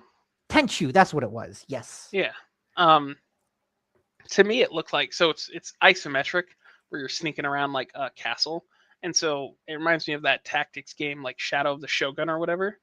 I Yeah. forget the name of it. Oh, what was? I know. I think we're thinking of the same game. Yeah. Anyways, it Stealth. looks interesting. I think this is very a niche offering for a select few people, but honestly, I like to see it. I'm excited. You should What just was change the that n- to my sub thing. What was the Edie. name of that fucking game? Okay, Desperados 3. I think that was Me Games. What else did they make? Shadow Tactics. Shadow Tactics, yeah. Shadow Tactics Blades of the Shogun. That is an excellent stealth game. And it looks seems like to be that. kind of And then they ended with the shadow drop of God of War, Son of Sparta, which is a 2D Metroidvania God of War game. Yeah, it's a prequel to the main series. Yeah, come on. Stop showing me people and show me gameplay. Oh my god. Stop showing me people. Show me gameplay. Jesus Christ. This is why you can't go to those things. There you go. Gotta go to the trailers. No? This is the trailer. This No, is the only that's not trailer the that trailer. exists. I doubt that. Let me see. What's it not, called? Sons of Sparta. not usually my kind of game, but honestly looks good. Yeah, it seems neat. I think I saw one review that was like it's tough to stand out. I'm intrigued by like the pixel art for it because usually God of War doesn't do that. No, but I think it's actually a great idea for a young Kratos like prequel if you were Yeah, going to make that. And it's super colorful. It almost looks like a SNES game. Yeah, this is Oh, why you yes. cannot go to those pages for that kind of stuff. Let me show you why. Okay. AC Wraith is reasonably crashing out because while they weren't my games, they did announce that they're remaking the The Legacy of Kain. Kain's. I did kind of skip over that because it wasn't my game, but yeah, they're also remaking Legacy of Kain Defiance. They already remade the Soul Reaver games. Those came out last year. Remastered. I apologize. Yeah. So not exactly a remake, but higher textures, like better frame rates, bringing it to more systems. And then there's also the other Legacy of Kain game that's coming out. That's like Aftermath or something. That's also another side-scrolling pixel art kind of game. But I believe that one's a new game in the series, not a remaster. That other one is brand new in the Yeah. series. It's just its own new entry into the Legacy of Kain series, and it's also a Metroidvania. Yeah, this looks cool. I might have to look deeper into that. And Go ahead. I was just gonna wrap things up. That was the state of play. Most of what they showed is going to be available this year. Yeah. And that is why you have to look up the trailers and just don't go to the presentations. I thought that it would have a trailer. Oh, those pages never do. Nothing crazy like standout in that like, ooh, I want to scream this from like the hilltops, but enough that like I'm But all actually solid. yes, Yeah. I'm amped for this year. Ironically, Loop, has best game- the game of the industry like implodes and destroys itself, it's a great time to be a gamer. Yeah. Yes. Hopefully they'll be optimized because no one can get RAM. That's Yeah. Yeah, that's I know that they're having some of them are going to be having conversations. As you were mentioning, which is the one that you said reminded you of Returnal? Soros. Soros. That just reminded me, like that. It same made studio. me think, like, ooh, I wonder if they're also like thinking about optimization. Returnal ran actually surprisingly well on PC, and of course it was made for PS5 where it ran 60. It ran flawlessly. I'd be pretty shocked if Saros comes out like unoptimized. Yeah, and like that was back when Sony was like really hesitant to put things out on PC. So I think now that they're much more willing to do that, it'll still be Mhm. like 6 months to a year before it comes to PC. Yes. But when it does, it will probably not take 32 gigs of RAM.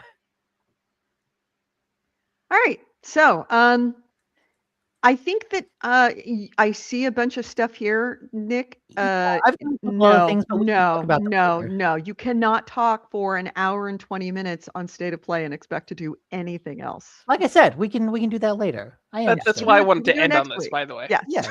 But I will end on something that is timely, and I don't want to make it wait, and it's going to be sad, unfortunately. Although I were just really, talking about really want to fun talk about games. this one, the Expedition 33 art book that got seized by Iraqi antiquity police. That one was awesome, but we'll hold that for next week. But the father of the Dreamcast, Hideki Sato, passed away on Friday, day before yesterday, at age 77. Which is, I mean, you can't not mention that him. He is incredibly important to all gaming. In fact, he joined Sega in 1971. He was involved in the original SG series and the Master System. And in 89, he was promoted to the director of Sega's research and development department. And his team at that point were told to take down Nintendo. And so, because, Nintendo had come out, Sega Master System was out, Nintendo came out, absolutely destroyed it, and they're like, get them back. So he went in and he created the Mega Drive, which was known as the Genesis here. So he created the Sony, the Sega Genesis. Even though they had a 2-year, and they did have a 2-year head start on Super Nintendo, the console was a massive hit before the debut of Sonic the Hedgehog. So he oversaw all of Sega's classic systems. The Genesis made Sega a household name. In fact, I see this article, this obituary saying he's showing off what they did that Nintendo don't. Yeah, the classic advertising. Yep. Sega does what Nintendo don't. Yep. And he was also involved with the Sega Saturn, which was kind of mind-blowing in that it did dedicated 3D as a CD-based console. And then the Sega Swamp Song, their Dreamcast, being the beloved underdog that what it was. The reason the Dreamcast failed was it encountered modern piracy. Mm-hmm. It did not have very many piracy protections, and I know this because after it kind of bombed, I bought a Dreamcast for $50, and knowing I'm gonna pirate all the games, I got a console for the price of a game. Mm-hmm. And because you could just burn a CD-ROM and stick it in the Dreamcast to play a game, like there's no protection. Yeah, yeah. But yeah, so it's sad that we lost him, but he changed the world, a lot of worlds in many ways, and he lived a full life and did amazing things. So goodbye, Hideki Sato. I don't think we will see your likes again. So I had to wait. Couldn't not mention that this week. Yeah. All right. So anything else before we close out this incredibly long show? Oh my God. glad I'm here? So much editing on this show. There's Are a you glad lot I of shut up, Edie? news. There's a lot of news. I am glad you showed up, but yeah, I mean, I'm gonna have to be editing this down, the audio show down a lot. You So may have to be if you thinking are about listening, inviting me next week. if you are listening to this show as a podcast, I want you to know that this show is like probably twice as long that we did live. So you need to come and watch us live on Sundays at 2 p.m. Pacific, noon Pacific, 3 p.m. Eastern, so that you can actually hear everything that we said. So I'll just like to end. I'll bring it full circle. Segue. After we were talking about SSX, I was like, I can't emulate the 360, but I Googled SSX ROM, found a PS3 ROM, and may have downloaded the ROM and a PS3 emulator. All right. In like the 10 minutes that it took us to talk about SSX. We see that Nick's criminal streak did not end at the Dreamcast. Yeah, clearly. Oh God, no. Clearly. God, no. You ever hear those like stories of stupid criminals, the ones that filmed themselves committing murder or doing the, like show the guns and all the drugs and Yeah. put it on social media? Hey, That guy right there. I bought it for the 360 and I bought it again on the Xbox One because it didn't register that I had bought it for the 360 because I bought it on a disc and not digital. I bought that fucking game twice. I own that shit. Okay. All right. That's true. I own that shit. That is the point of ROMs, is that you're supposed to be able to digitally back up, your stuff. Mhm. That's the To quote reason why Nick DiCo- MP3s exist. To quote Nick DiNicola, fuck the police. I do what I want. Fuck the police. I own that shit. Hey, shut up about my redacted. Leave my redacted alone. Is your It's redacted there. still safe? My redacted is still there. Okay. It's all good. So All right. 3 hours and 16 minutes. Not bad. Not bad. Yeah. So this week I am off work. So I'm hoping to actually have some time to be really doing some gaming. I'm going to be painting, and like I said, might be doing a day trip up to the Jelly Belly factory tour. That's a nice day trip. Yeah.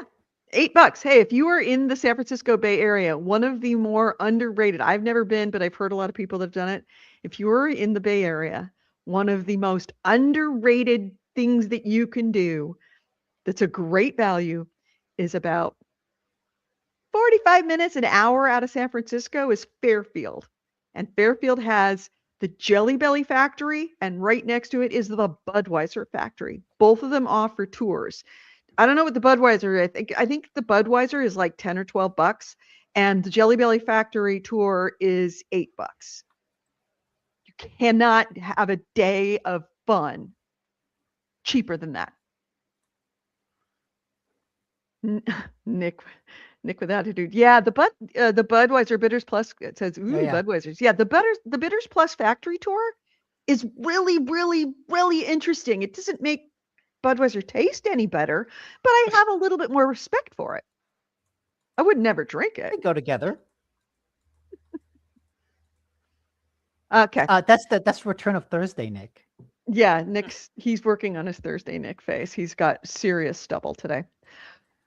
All right. So anything else before we close out this show, gentlemen? Thanks for having me again.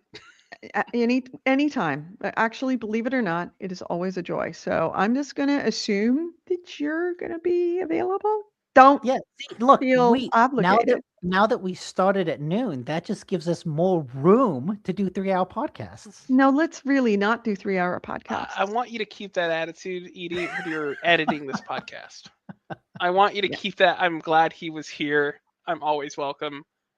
After your 6th hour of editing, you're interesting. Where I'm going to start cutting it is our lengthy discussion of AI, which may actually just disappear entirely. But that was interesting. It was interesting. And if you are listening on a podcast, don't you wish that you had gone to go watch that whole section on YouTube. Just take that out and make that its own bonus podcast. Ooh, and I could put it behind a paywall. Yeah, we don't. We do this for the content. Gross. We do it for the content. In fact, take this whole episode, cut up each segment, has its own podcast. I'd love you to make a short of our Discord section and then have you end it with, "Hey, join our Discord."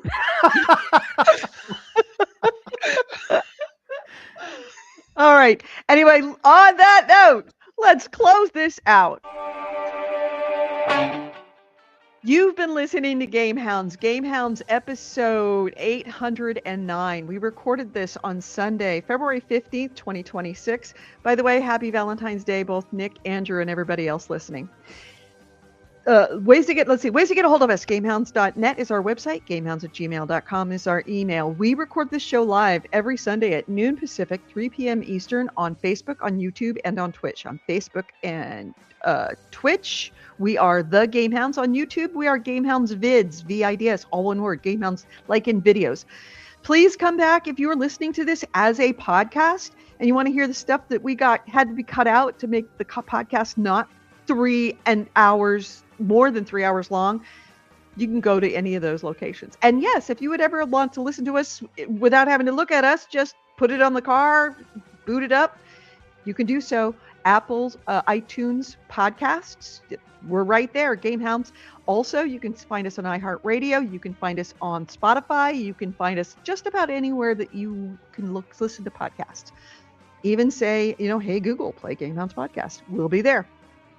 So if you ever want to join our Discord, go to any of those locations that I mentioned, whether it be Apple iTunes, whether it be YouTube, Facebook, or Twitch. There's going to be a link to our Discord. That's a way to get a hold of us throughout the week. Nick and I hang out there. That's where a lot of people in the GameHounds community all sit there and chat. Also, most importantly, if you want to find out how to find cheap games, go to our Discord, because AC Wraith has a gaming deals channel, and it's always full of great games that have gone on sale. So go ahead and become a member of our community there. If you want to ever support us, $1 a month is all we ask. Patreon.com/GameHounds. Thank you to all of our patrons. They help pay for all of the subscriptions that we need to do our show. And thank you to all of you who reached out every month just for a little bit to keep us going.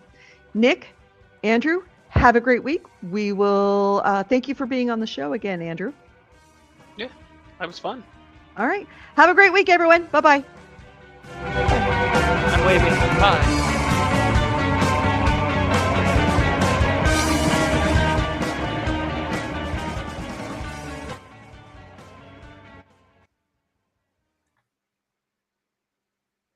I didn't wait for 10. All right, everyone. Thank you for being here in the chat room. It was all good to have you. Bitters, talk to you later. There was a couple of other people that were new people. And AC Wraith, of course. Thank you for being here every week. Yeah, we might be able to stream something just because I don't have to go to sleep to be up early to go to work. But we'll see how it goes. Talk to y'all later. Bye. Bye. Bye.